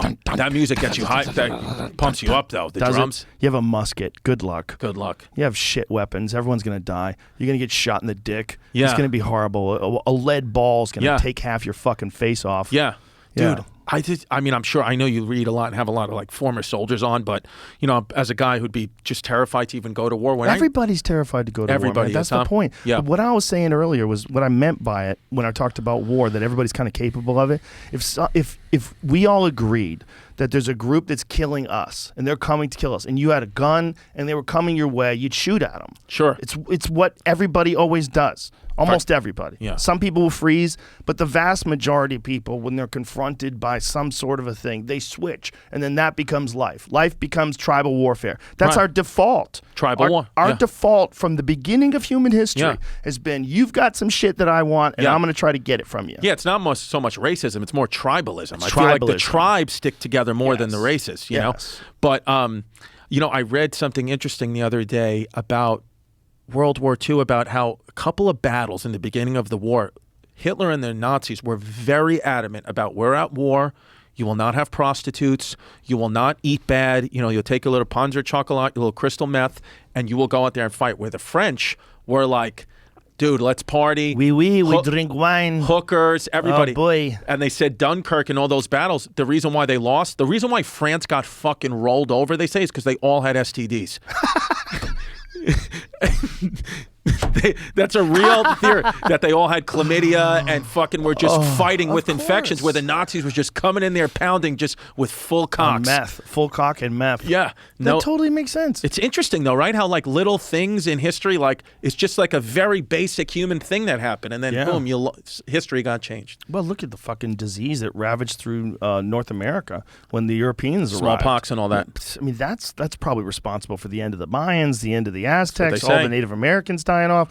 That 90% of the Native Americans died from diseases from the Europeans. Yeah. Yeah. It's interesting. I mean, even like back then, like human sacrifice and all that. Like, I'm like, were the Mayans good people? Were the Aztecs good people? They were fucking killing everybody and sacrificing them to the sun gods. Most likely, I think what happens is that civilizations get to like a really, really, really good place before they fall apart, or if they fall apart. And then I think somewhere around the time when they're falling apart, people start doing wacky shit to try to get things back, get their juju back. Right. And so they start like killing slaves and you know, sacrificing them to the sun god so that they no longer had diseases. And someone else tells you the problem that we're having in this world is we're not sacrificing enough. So God doesn't think we love him. Yeah. And so you could believe it. You could talk people into it. 100%. I wonder if we're going to be at that point now, because a lot of people are like, oh, doesn't it feel like the world's ending? I'm like, it doesn't to me. It doesn't feel like we're there yet. Well, what do you think war is? When we send people and you know they're going to die for an unjust cause because they're going to create wealth and they're going to control resources, in a way, they're sacrificing lives for a greater good, what they think is a greater good for them, right? Which is like some sort of an economic gain or control of resources and oil or a strategic move, but they're sacrificing people. Right. There's just doing it in a sort of, it was a war, I wasn't there. But you're sending people, and you know some of them are going to die for a greater good. Yeah, well, that whole idea, too, of like war, and, you know, and again, I'm sure there's a million reasons why it doesn't, but it would seem like if I wasn't a human and I was looking down, it would seem like, hey, all you people don't have to die. Why don't you just get the one leader of that country who's mad at that country, just have those two fight, or have them both pick one guy to fight and the winner gets whatever. You can't have that, because then you have the biggest, strongest guy runs the whole world because he controls all the army. You can't have that. Like, you have to have people voting over stuff. It can't like, the only reason why it works is because a group has a better, more ass-kicking general. But that's the thing, even the best presidents, even the best leaders and prime ministers, at the core of it, you're an egomaniac lunatic if you even want to be in a position to lead these people. Of course. That's why I think if you want to be a Putin. If even a good president, if you want to be a nice guy, if you want to be a JFK or an Obama even, it's like I loved Obama, but there's no way that guy is a fucking egomaniac lunatic if you want to be president. I think you can't be it without the other. I agree 100%. And I also think you can't do it if you're around the type of people that are also doing it and not become a fucking psycho. If you're around all these people that you know are engaging in what is essentially insider trading, and they're all openly doing it, and they're all responsible for the law, and they're responsible for the way this country runs at its core, and they're just fucking raking in cash from all this fucking dirty shit that would get you arrested in other businesses. Yeah. It almost feels like, I know we need people to lead, but it almost feels like, in a way, and maybe I heard this from somebody, maybe it was Graham Hancock who said this, that we're almost like outgrowing government now, where it's like you don't need it as much anymore. You can, like, because now it's becoming like we're starting to like revolt a little bit. Well, imagine if there was no boundaries on what a person could and could not pursue in terms of their religious freedom, what they want to do for a living, what they want to do sexually. If there was nothing, if that was completely off the table. That's an archaic thing in the past, like burning witches at the stake. Yeah.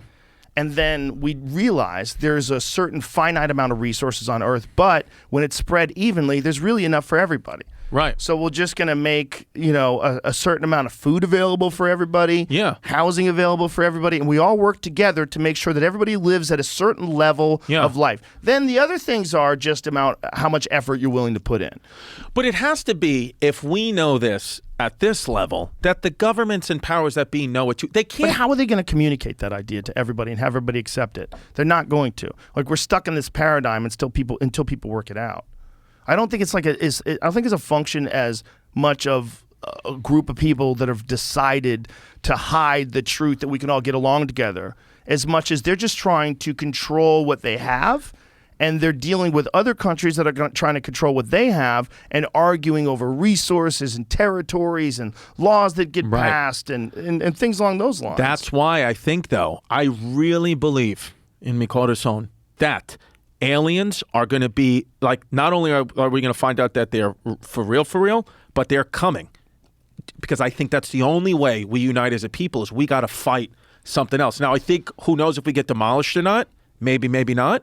But I do feel like we're getting set up. I thought aliens were coming at the end of the pandemic. I think we all did. I think we all, like, there's no, like, the NASA, the research, everything's coming out. I feel like they're coming in the next 20 years, and that's the only way we can get back to, kind of coming together. Well, aliens will cure racism. I think that if aliens do exist and they have gone through a similar evolutionary process as human beings have, and one of the things that's interesting about that is there's a real good theory that psilocybin itself might be extraterrestrial, and that spores. We got to do it. Spores can exist in a vacuum, and they think that. They know that some, like we were talking about iridium, how iridium exists in this when they go to do the core sample of like 20,000 years, and they get to that area where they think the impacts hit. There's all this iridium. Because they know that iridium comes from space and oftentimes it exists in meteors that land on Earth, and that's how you find it. But other stuff gets there too, and there's even a theory of panspermia. Panspermia is a theory that the organic building blocks from life, or for life, like even amino acids, they could have come here from some other planet, crash landed, and the chemical process begins that creates life. Now, if that's the case, if they think that psilocybin can exist and spores, like fungus spores, can exist in a vacuum, they could conceivably be on a rock that lands on Earth in a meteor impact and spread that way. Right. Yeah, because it seems to me I could understand that being kind of a hypothesis that could be true, because it, again, I know you've done it before, but it seems the research I did with the psilocybins, people kind of say, I keep hearing the similar thing, that in different ways with mushrooms or ayahuasca, a lot of people say that they calm down a lot.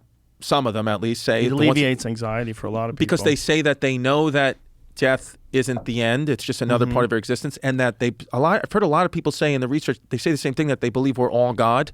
Yeah. God is in everything. So that, and it's not even a spiritual thing, it's like a creator thing, where it's like, maybe that is the thing that, maybe we were created by something. Isn't it interesting that something that alleviates ego's control, alleviates you from ego's control? Because one of the things that it does is it diminishes the ego when you take psilocybin, but also diminishes anxiety. Remember we were talking earlier that it might be a narcissistic thing, and you were saying that it might be a narcissistic thing to be so anxious.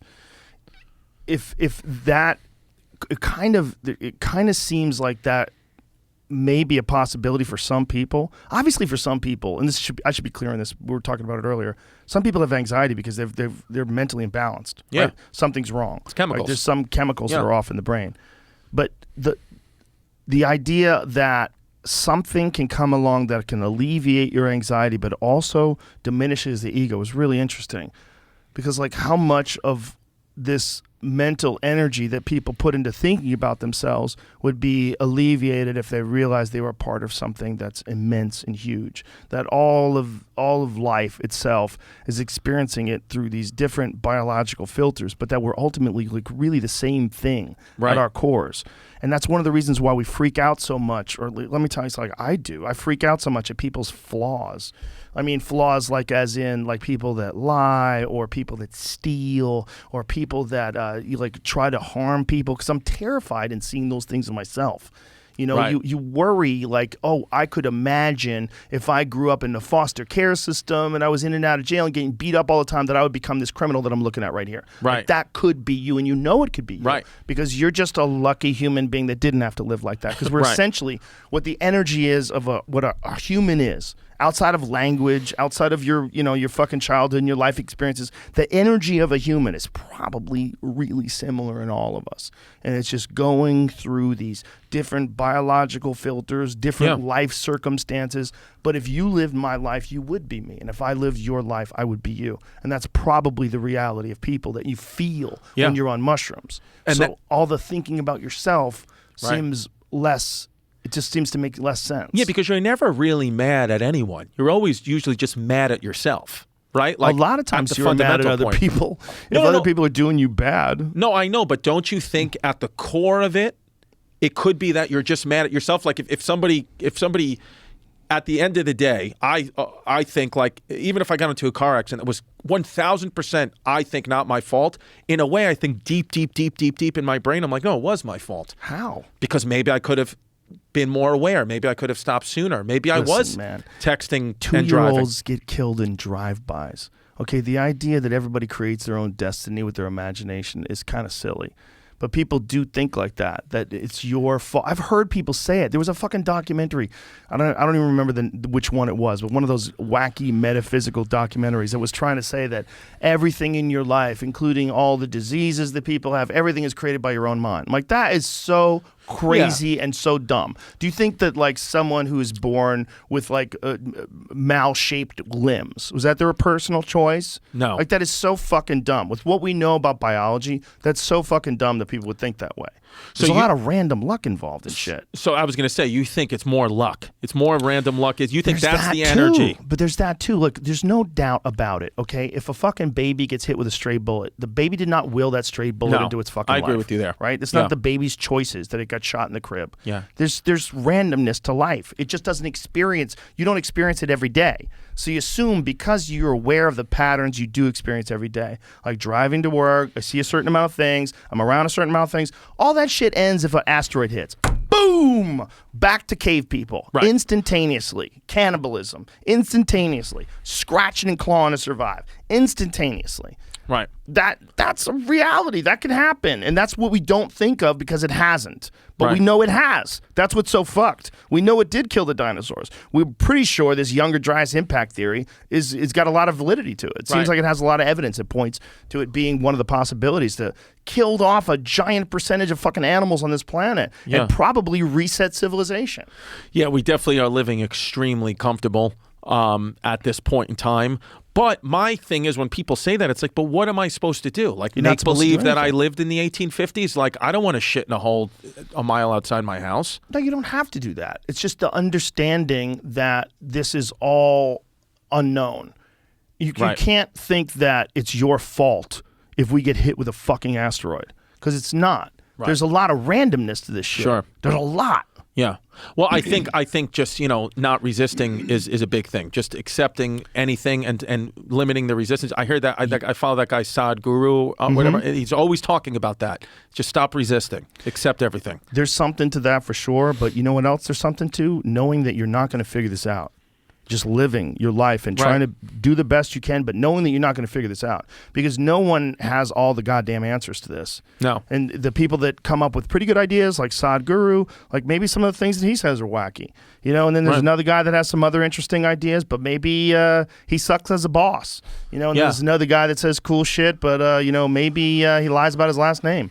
Like, there's a lot of fucking weirdness to being a person. Well, I was going to say, and that I think is the slippery slope. We're down now, or at least we're down a little bit a year or two ago when trying to, go back in history and remove certain figures. It's like, wait a second, Bad people do good things. Good people do bad things. That's just the scope of being a human being. Right. But the problem is you idolize someone if you put up a big statue of them. If we put up a big statue of Hitler and say, hey, he made some really good watercolors. Yeah. Like he was a vegetarian. Right. Get the fuck out of here, you can't do that. So when you have a statue of George Washington, and then you hear about the good stuff that George Washington did, like what you were saying, is his humility to pull out and his smart. But then you find out that his teeth were all slave teeth that he had pulled from his slaves and made into dentures. Yeah. And you're like, yo. That's not good. That's not good. But you know what's interesting too is because a lot of people are like, well, you know, they didn't know any better with that. And then, bro, but when you read the accounts, like, did you ever read this 1776 book? No. It was fascinating because what I like is an author, and what I've always, from an early age, always been like, I'm learning history here in history class in my high school or grammar school in America from the point of view of an American. I want to learn from America's enemies what happened, and then I can kind of piece together in my own, because history isn't even fact. It's all recounting tales, and it's all telling a story. But when the British got to colonial America, they were on the floor astounded that there were slaves. That was the thing that was disgusting them. Like British soldiers, they have a letter of a British soldier writing back to his wife. He's like, he was terrified of two things. He goes, one, Massachusetts, the most puritanical place we had that was supposed to be the best people living in our country in that time, all had slaves. And he's like, I can't even sleep at night that these people are enslaving other human beings, because slavery was outlawed 100 years in England. Wow. And then he said, you know, another thing, and it's kind of crazy, and this hit me with German, because, you know, the British hired, you know, Hessian mercenaries, German mercenaries. He said they ran onto shore, ran off the fucking boats, and started killing American soldiers and cutting their faces off and taking things and they were brutal. He said brutal, vicious. And it's like, not all Germany, but then it's like that country's history. It's like, you know, all the way up to Nazis. And you're like, oh, maybe there is something in DNA where like tribes act like tribes, because even back then in the book, they were like, the Hessians were fucking wild. Jesus Christ, I didn't know that story. Yeah, but but it was interesting because, you know, this soldier was saying, like, so when that argument of, oh, they didn't know any better. It's like, I think they did. I think back then it was just a business choice. That was like, all this stuff was just business. Just like today we make business choice. I mean, they say, again, I don't know, but they say that the most slaves that ever existed are right now in like Saudi Arabia. That's what they say, I believe. There's more people enslaved today than during the time when slavery was legal in America, but there's way more people on the planet. So it's like, I don't know if the percentage is down, but the number is up. But it's crazy how like slavery, like it still even exists today in any shape or form. Open slave auctions in Libya. Do you see those on YouTube? That I haven't seen. No, it's nuts. Well, Libya's a failed state, right? So when Libya fell apart, there was fucking open slave auctions on YouTube. You know what's really because someone was filming it with their cell phone. What's really fucking crazy, dude, is if you think about like how horrific the people were that lived in the 1700s. Then think Columbus was as many years ago from that as we are from the people in the 1700s. That's what's fucking crazy. Fucking crazy. Columbus in the 1400s, when they landed in the Bahamas or wherever they landed, you know, that they were 300 years more barbaric than the people in the 1700s. Well, dude, and then things lose their meaning. Like, you know, like I learned when I went to Charleston, like one of the greatest comedy movies of, you know, whatever the 2000s, I would argue, was Knocked Up. That was like a great movie. Oh, Knocked Up. Judd Apatow's Knocked Up. Yeah. And then I went to Charleston and I went to visit the slave market there. And you know where the term knocked up comes from? No. When a female slave was pregnant with a child, her price was knocked up. So they would say, she's knocked up. And that's why, oh, I'm pregnant, I'm knocked up. Now it's like, it's silly. Look at this kid's movie, Knocked Up. And it's like, just 200 years ago, you said that to someone. It was like, no, that's the most devastating thing I've heard. So we get desensitized very, very quickly. Holy shit. Our brains adapt. I think, what do they say? Every 21 days, like you can just get over something and forget that happened and that was bad. And you know, I mean, look, you know. Just that knocked up fact is crazy. How wild is that? That's why when I saw like a lot of things getting canceled, I was like, I bet you Knocked Up's going to have to change their name. Knocked Up. Well, it is now. They're going to hear it now after this. Now, most people do. I didn't know that. I'm never going to get a Judd Apatow movie now. Did you know that, Jamie? Oh. No. That's crazy. I hope I didn't make that up. Well, he probably didn't know it either. Well, no, I'm sure he didn't. We'll find out shortly. I'm sure he didn't. I'm sure Jamie's Googling it right now. Yeah. That sounds something different. Like it makes sense. What'd you say? It says I'm trying to read it real quick. It says something different. Did I fuck That's it up? The second meaning. Let's see. There's a course. The slave awaken someone by knocking. The second meaning isn't widely used in America. It's still common in Britain.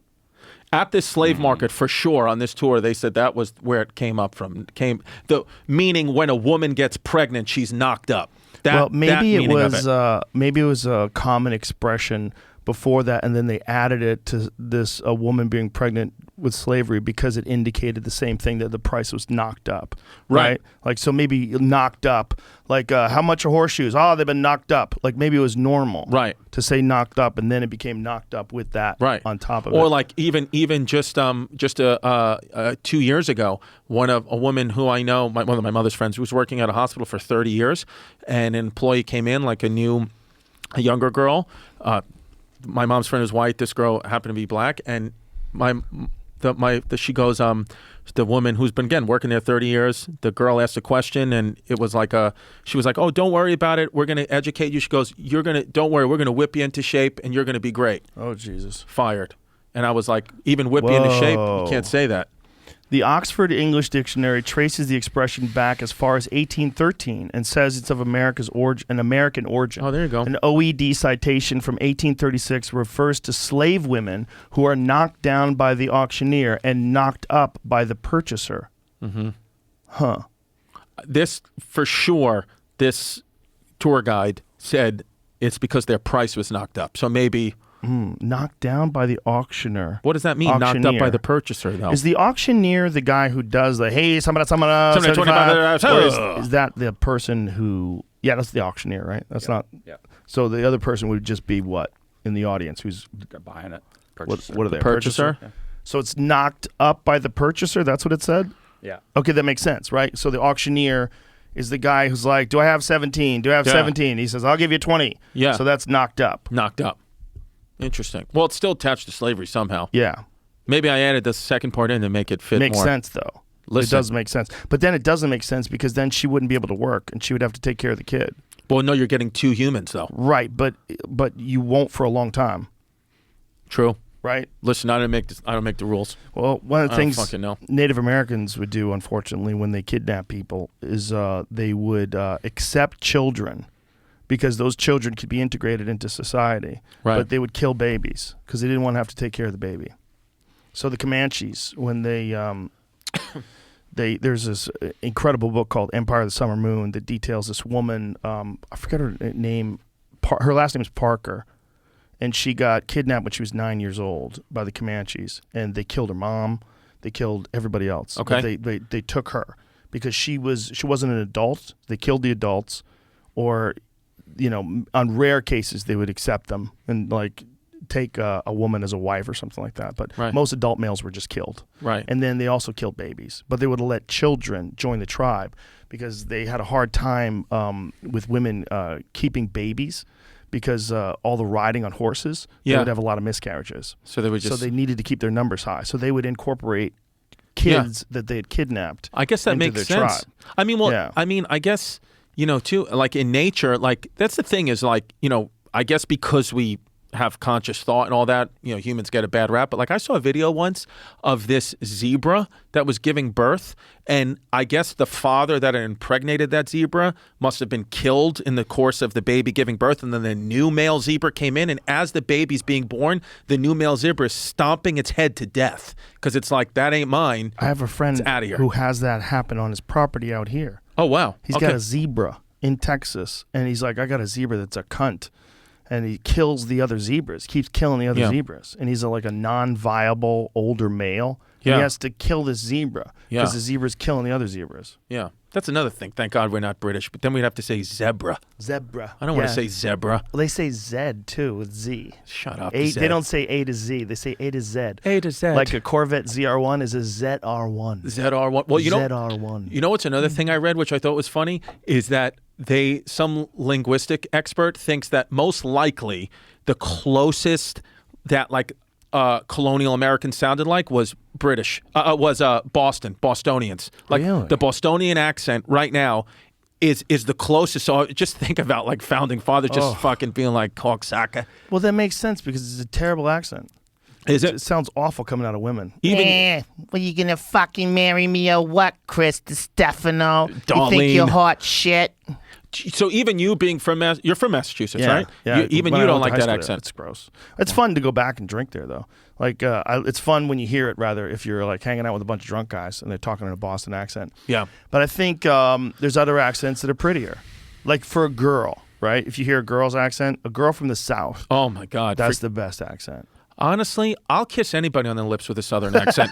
Male, female, trans, animal, I don't care. There's something about as long that as you're above accent 18. that's lovely. It's Yes. lovely. And there's something about it coming out of a girl's mouth. Like, why is that so hot? My friend, born and raised in New York, could nail it. He was like as good as accents as like a Dan Soder. He would we would watch him do this. He would go out and become a British man for the entire night and make believe he was British and hook up with girls all day, every day with the British accent. Yeah, the British accent. And it's strong. like, and I feel like if he did that now, though, like there would be like misrepresentation. You can't do that, actually. Yeah, it's illegal. Yeah. Yeah, you get sued, maybe even jailed. But if you Yeah. go, Yeah. you think about those fucking guys that are selling us stuff on late night TV. They all had British accents. Yeah. It's mops and shit. Selling you weird mops. Well, I used to be the job, like my high school job with the guy, like, when you tennis, I worked at the U.S. Open, the USTA tennis center. And so like, it's funny, like Roland Garros or Wimbledon or the Australian Open, they all pick the elite members of society's children. These are prestigious jobs where like USTA just picks like dirtbags from Queens and Brooklyn. Like it was just us, no experience. We didn't even know tennis. We were like 15 love. What the fuck are you talking about? Like we had no idea. But it was a cool job. Like we, worked the grounds crew. I used to stack the towels in the men's locker room. Dude, I've seen everybody's dick. Roger Federer, Roddick, everyone just walks around with a piece. One of my friends, he was stacking the ice on, it's called P1 through 7, practice course 1 through 7. And he started like flirting with, I think it was Serena Williams. She was 16 at the time. He was like 17. And he says he made out with her like behind like a dumpster or something like that during practice. I'm like, I don't know. We've never verified it, but he's a good looking kid. I was like, yo, we used to see crazy shit. But one time I was sitting watching a match and this umpire, up in his chair, like, 15 love, 30 love, like that, like prim proper, gets down right off as soon as the match is over and is talking to his wife like he's like, hey, did you there's a gas in the car? Like he had a full New York accent. He was like, what's up? You good? What do you need? You need sauce? And I was like, yo, and I saw it with my own eyes. Then dude, the USTA was so funny. One time I saw this was a US Open sanctioned match. Okay, it was on one of the side courts, so it wasn't on television. This guy from Belgium, I forgot what his name was, but I was the court attendant on the court. He was getting fucking smacked. Like he was losing everything. 6-love, and then he was down 5-love. Like he didn't score any points, like nothing. He calls a timeout in the middle of a US Open sanctions match. Starts smoking a cigarette. He starts smoking a full cigarette, just sitting there laughing, turning around. The crowd's laughing. Like, nobody had video cameras on their cell phones yet. Just smoking a cigarette because he knows he's getting fucking smacked. The guy, they, carry on. The guy serves it. He doesn't even, he like fake whiffs at it and just walks off because the match was over and just walked off with cigarette smoke. I was like, yo, that guy is cool as shit. I was like, whoa. Yeah. Something about accents, right? So, yeah. There's something about it. It is weird how some of them are better than others. They're just better, but people get stuck. It's like, who was the guy who originated the accent? Like, who deviated from New England and developed Brooklyn? Who deviated from Brooklyn and made Baltimore? Who deviated from Baltimore and made, the South, North Carolina, South Carolina? Where there was the has to shift? be somebody that knows. What was I wonder, if I was going to talk to Noam Chomsky, I don't know if that's what I'd talk to him about, but if I was going to talk to someone who's like a legitimate linguist, I would say, like, what are the contributing factors that leads to a certain sound that sort of encapsulates the way people talk in a specific region? Because California doesn't have anything. California, if anything, has like a little bit of this. Mm-hmm. There's an uptalk, but that's like more tech than it is California. There's a way that people talk. There was a time where I think more people have become so aware that it's so gross and fake that they don't do it as much anymore. But uptalk was a way that you could pretend that you were intelligent. Right. And you were part of this tribe of really intelligent, creative people. Like, like you don't hear people talking like this. No, it's annoying now. And then, saying they're Trump supporters. Like, you know what I mean? Like, it's like that's a very progressive, sort of tech-savvy, uptalk thing. It's interesting with language because you would think many things, it took millions of years to evolve from not having a tail or getting to these certain, but language changes quickly. Yeah. I mean, even now, the way we talked in 1940 is different than the way we talk now. Say, fella. Yeah. Hello. I have to sock you. Yeah. We had a gay old time. Yeah, exactly. Yeah. All that stuff was Yeah. like, you ever listen to see people talk from the 1800s, like an interview from 18... I put a video up on my Instagram. Oh, did you? Did you ever see it? No. It's from a woman who was born, I think she was born in the early 1800s. Okay. And then the video of her was from the early 1900s. So she Wow. was 80-something years old.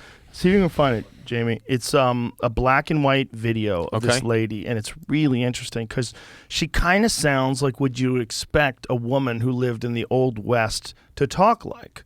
Really? It's hard to say how much they got it right with fiction, when you're reading fiction, and even when they're historical accounts, how accurate were they? How much did they bullshit? Because how much today do they bullshit about stuff? Of course. Look, the fucking president of the White House, I should say. The White House put a tweet out that talked about how when Joe Biden got into office, there was no vaccine. Well, that's not fucking true. It's not true. Not only was it not true, but he was vaccinated. He got vaccinated before he got into office, and millions of people have been vaccinated by that. Of course. So this lady, listen to this. I'm trying to get on my feet again. Feel pretty good. Thankful it's as well as it is. Oh, boys, I'm pleased to see you. I don't know where you come from, but I give you all the welcome I've got to offer you. And I want to tell you that I'm living on the same ground that I've lived on for 75 long years when I come here as an 18-year-old bride. Wow. I went to Washington 50 years and a little more ago. I saw all the people around there and been with the presidents. And I learned a great many things up there that I didn't know before. I'll add a little more to it. I was one of the board of lady managers for the Chicago Exposition. And I served my full time in Chicago and learned a good many things over there. I was a delegate to the Tennessee Centennial Exposition. I was a delegate to St. Louis, a juror at St. Louis.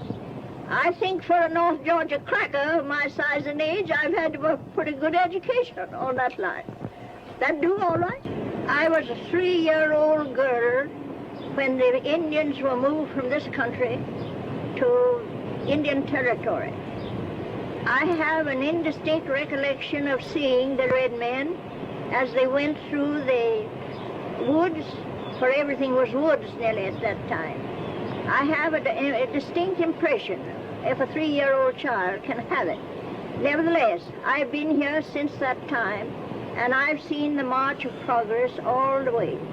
At that time, we had only stagecoaches, and we only had horses and buggies, and we had lots of footback travelers, usually. Now I've seen it come along all this way, and the airplane goes over my house going on its way, and it's got to be such a common thing, the old girl don't go even out to see if she can look at it. Isn't that wild? Oh my God! Isn't that wild? So it says she was born. She was born in 1835, and she was interviewed on camera in 1929. This lady was 15, 16 years old when the Civil War started. That woman has memories, actual, real memories of it. Yeah, that's wild. She's almost 100 years old there. You know what's something I saw the other day? Do you know that the last person whose father fought in the Civil War only died 3 years ago? There was a guy who was alive, the guy who just died, lived till he was 100. His father fought in the Civil War when his father was 15 and had him when he was 84 or something like that. Oh my God. And so there was a guy living 3 years ago whose biological father fought in the Civil War. Holy fuck. I was like, that's sick. The woman who died in 2020 was the last recipient of the Civil War pension. Wow. Holy shit. Oh my God. Holy shit. Dude, it's wild because when you think about all this stuff that we think is so long ago, it's not really that long ago. Well, I had a bit in my act, in one of my specials, my last special, where I talked about people think the United States is old. I go, but the United States was formed in 1776. people live to be 100. Well, that's 3 people ago. Yeah. That's real. That's 3 people. people ago. 10 people ago, Genghis Khan was running through China and lighting cities on fire. 10 people ago. Yeah, less, really. I don't know if anyone's ever asked you this. Probably they have. I'm a hack. Do you, Bad Wolf, if you could have any person in history on the pod, who would it be? Would it be somebody like a Khan? I don't know, man. If it was only one person, I'd be like, I don't even know if I want to make that decision. Because who the fuck, who would I choose? I feel like There's you so wouldn't many do interesting Jesus. people. You wouldn't have Jesus. Well, what if you found out that Jesus wasn't even real? I say, I'll have Jesus in the podcast, and then you got him. There it is. There's Do you Jesus. ever read like the accounts of Jesus where there was like 20 other people in that 30-year span claiming they were Jesus? Like he was just one of many people at that time. They think like, Christianity or the Bible just picked one. It's possible. There's a lot of speculation about how many different versions of that exist. Like even Thor, right? Isn't Thor like the son of Odin? Yeah. And isn't there like some similarities in the story of Thor to the story of Jesus? The problem is like these stories were all told in oral tradition for like 1,000 years before they've been written down. The Gospels, I think the earliest Gospel, I'm guessing, was like Matthew. It was written like 50 years after Jesus lived. Like none of Matthew, Mark, Luke, and John, they never lived with Jesus. Well, this is the New Testament, right? And then you got to go with the Old Testament where you're really into these stories that were an oral tradition. The New Testament is weird because like Constantine and a bunch of bishops decided The what's in Council it. of Nicaea, they just made it. They were like, hey, we're going to pick this, pick that. Imagine, this is what I think God said. I don't think God said that, bro. Let's get rid of that. My mother's like, you'll go to hell if you eat fish on Good Friday, if you eat meat on Good Friday. I'm like, but the Pope who decided that just ran a fish business. That's the truth. He just ran a business. Is that really true? Yeah, he owned like a bunch of fish markets. He was like, oh yeah, no meat Fridays because he makes more fucking money. That's really what it was? Yes. No. Yeah. Well, Jamie ran out. Jamie But just went to pee. Yeah. When No. Jamie comes back. That's we need to Google that. That's the 'cause story I heard. Fucking insane. How insane is that? Is when you look back, you're like, wait, oh my what? God. But it makes sense. And the other thing about like priests being celibate, like why are they celibate? Because they were rock stars. They were fucking everybody. Everything. They were probably that moved. fucking everybody and everything. Because God told you to suck my dick. Yeah. That's what it is. You don't believe me? Yeah. They couldn't read the Bible. No. Most people were like illiterate in when like reading Latin. Like who the fuck knows how to read Latin?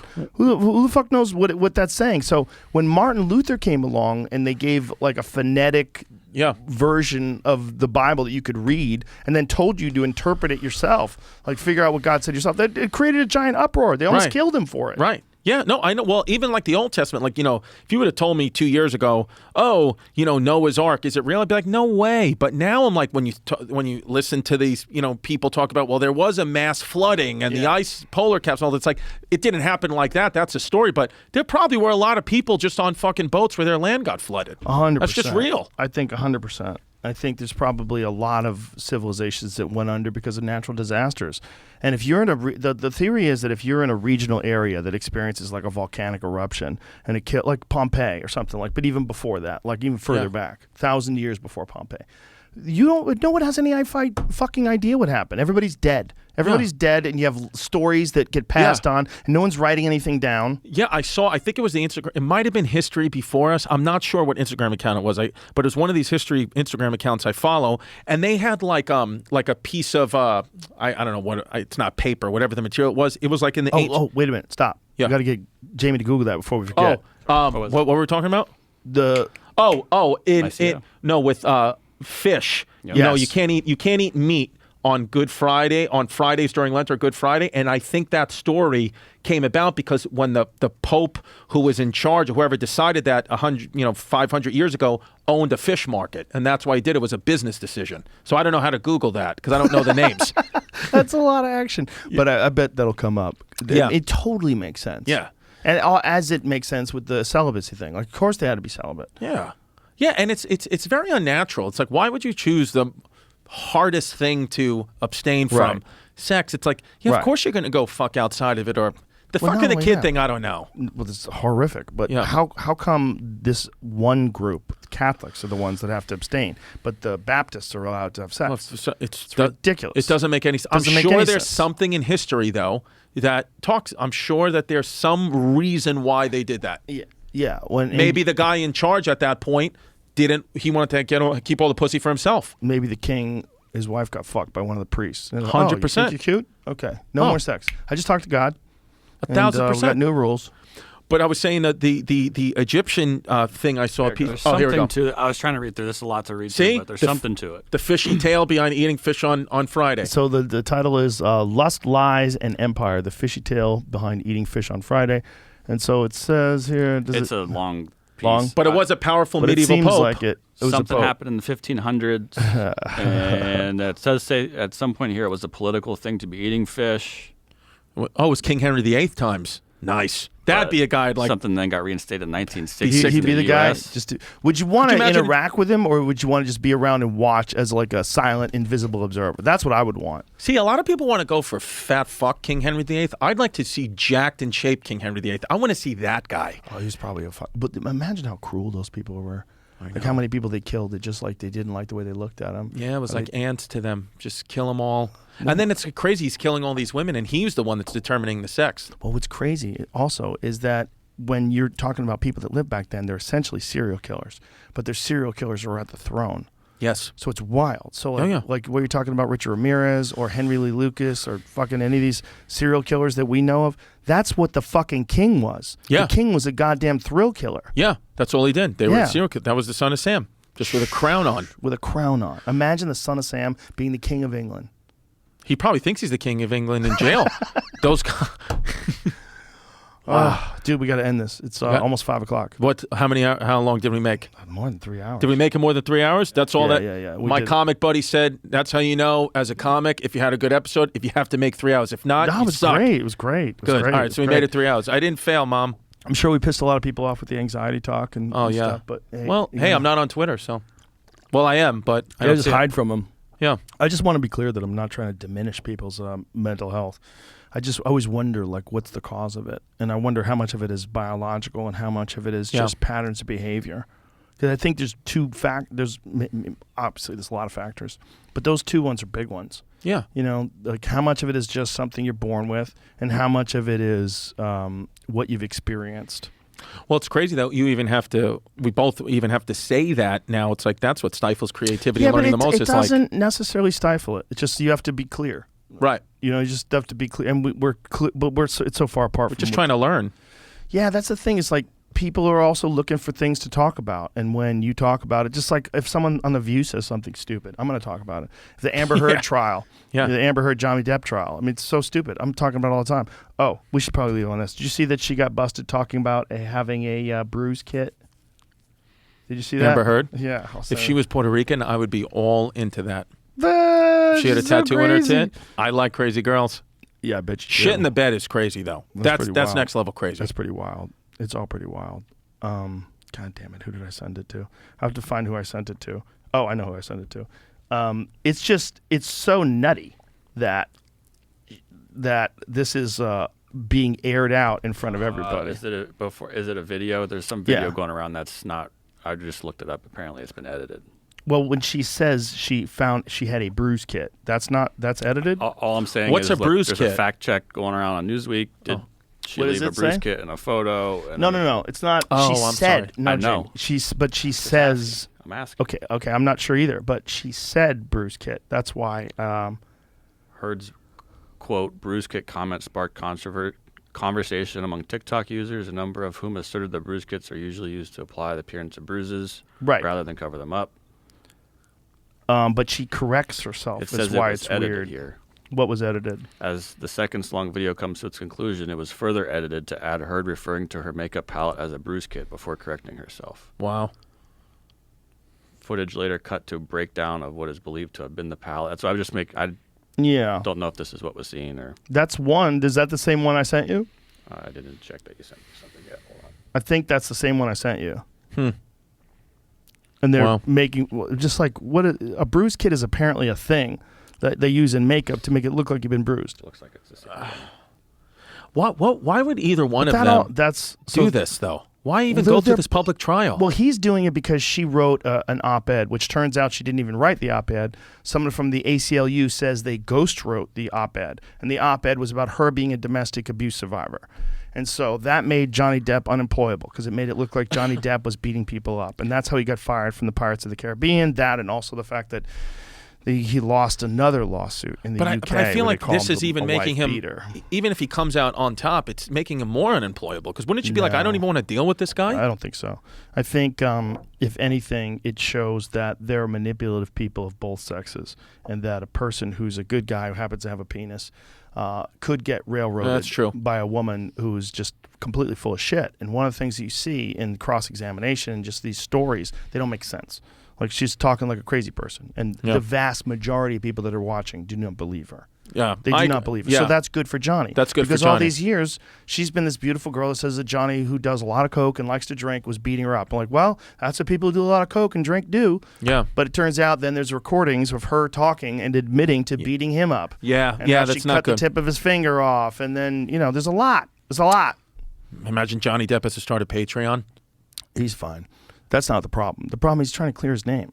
Yeah. And he's trying to do it and make a point. And Yeah. it's crazy that he has to do this. I know, But it's it's dumb. crazy that he's willing to do this too. I agree with you. It's nuts. We've never seen it before. But do you know anybody that's ever been railroaded like this before, this bad? Railroaded like where that. someone pretends that they were the victim and they were really the abuser? Dude, what happened was, I don't know about that specific thing, but my boys, I wasn't there. My boys went on a bachelor party to Nashville.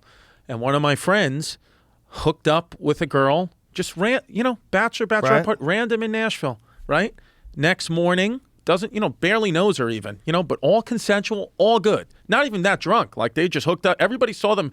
The bachelorette party saw this girl kindling with him and blah, blah, blah. Next morning, wakes up cops from the police department bringing him in for rape. And he was like, what? And they were like, accusations, this, that. He goes, has to hire, gets out, has to hire an attorney before the court, before it even gets to the trial. Like, this man, like, his whole, like, you have to understand how much this consumed him because he did not do this. We all know he didn't do it. Even her own friends knew he didn't do it.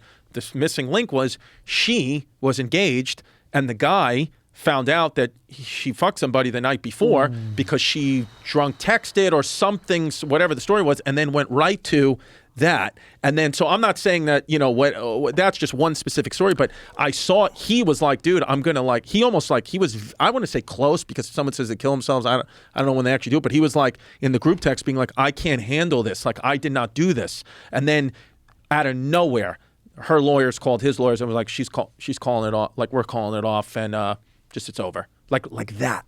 And I was like, wow. Like, out of fucking nowhere that happened. Now, that's a random, crazy fucking person. And so there's no repercussions either, which is really Zero. wild. So someone can make a false accusation that completely turns your life upside down and ruins you and also has you labeled. Like, the people that knew the accusation maybe don't want to hire you because what if it's true? And what if the woman was intimidated or paid off? Yeah. Dude, I fucking bombed a corporate gig 3 nights ago because in the front row there was it was mostly white rich people and there was I think he was a gay guy, black gay guy in the front row, and he kept cutting me off. He was like, "You racist motherfucker." He just kept calling me racist, and I was like, what are you talking about? I'm not racist. I try to do bits. I was like, I know I got a cop head and whatever, but I'm a good guy. And I kept trying to say, I was like, I have a bit about having a Puerto Rican kid. I was like, oh, I got a Puerto Rican kid. He was like, just because you talk about dating Puerto Ricans doesn't mean you're not a white motherfucker. You kill my people. That's what he kept saying, and nobody knows what to do. I don't know what. This isn't a corporate gig? This is a corporate gig in the front fucking row. So I am bombing like you can't believe. And then I finally said, dude, the only way in 2022 I can get out of this being a white man and you being a black man is if I get on my knees and start sucking your cock, which I'm willing to do. And I thought that would get a laugh. That fucking bombed. So I finally. Oh my God! I wish I was there. Yeah. So I finally say to the guy who's running the event in the middle of the show, I said, "Hey, Mike," I said, did you guys wire the money already to the agency, or like, am I getting checked at the show? He goes, "No, we wired it already." Put the mic in the center. Said, "Have a good night, folks." That's very nice of you. Now, what did it start off good? Was it ever good? No. Started off sucky. It started off.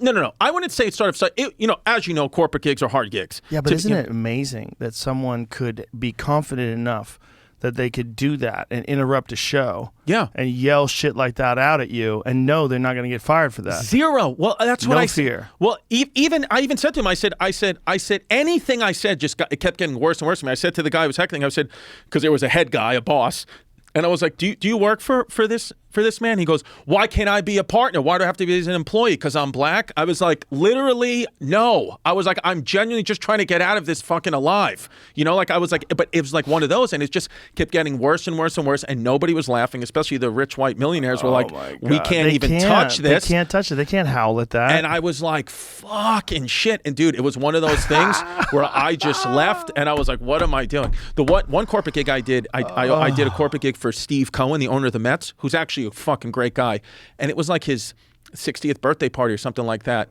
and he like his wife did it like as a surprise, and it's like some 60-year-old billionaire doesn't want to see me doing comedy. They either want to see Seinfeld or strippers. Like they don't know who I am. I have a podcast, you know, and they and I'm doing the show, fucking bombing. Tommy Mottola was there, you know, and I'm bombing. And then, dude, first of all, somebody threw a crab cake at me, hit me right off the chest in the middle of the show. I was like, this. I was standing at the edge of a table. There was 8 guys at a table, just at a table, no microphone, pure daylight, in the middle of the pandemic. Nobody said anything. This guy was like introducing me. He was like, yeah. God, who threw a crab cake at you? Some fucking guy. I don't know. And then it started laughing.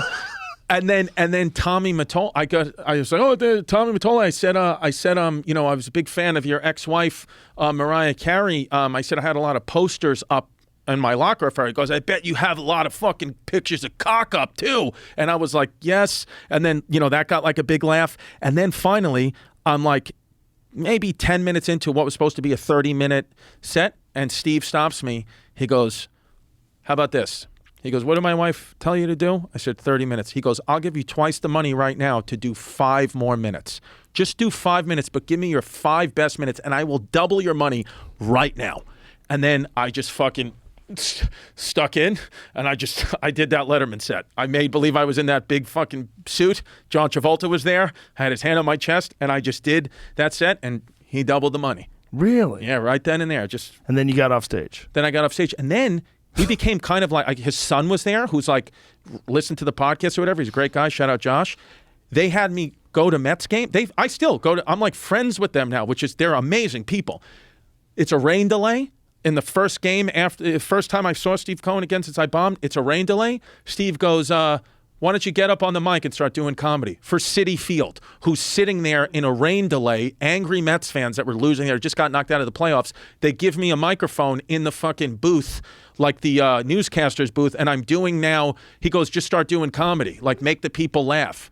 And I'm bombing, but at least that one I couldn't hear because I'm just in a newscaster's booth, just eating shit. So you can't even hear the laughs? Well, no. Or lack of? Nothing, but my friends, thank God I have great friends like this. My friends who are diehard Mets fans at every Mets games were recording me bombing on the outside, and they graciously gave me that. Chris DiStefano, you're a funny motherfucker. Thank you for having me, my friend. I had a good time. It was a lot of fun. I appreciate it, brother. Tell everybody where your podcast is, social media, all that stuff. So, ChrisDComedy.com for everything. I got the Chrissy Chaos podcast on Tuesdays. Hey Babe with my great friend Sal Volcano every Thursday. And then Patreon.com/ChrisDComedy where I feel my best content is. And I'll be in Providence in July and Brea Improv at the end of August, and I got a bunch of dates coming up for the fall. And Speshy Weshy is available on Netflix. On Netflix, self-produced. 15 minutes of it on YouTube. Will be on YouTube, and then another 10 minutes is going to come at Patreon.com/ChrisDComedy next month. I didn't give Netflix everything, baby.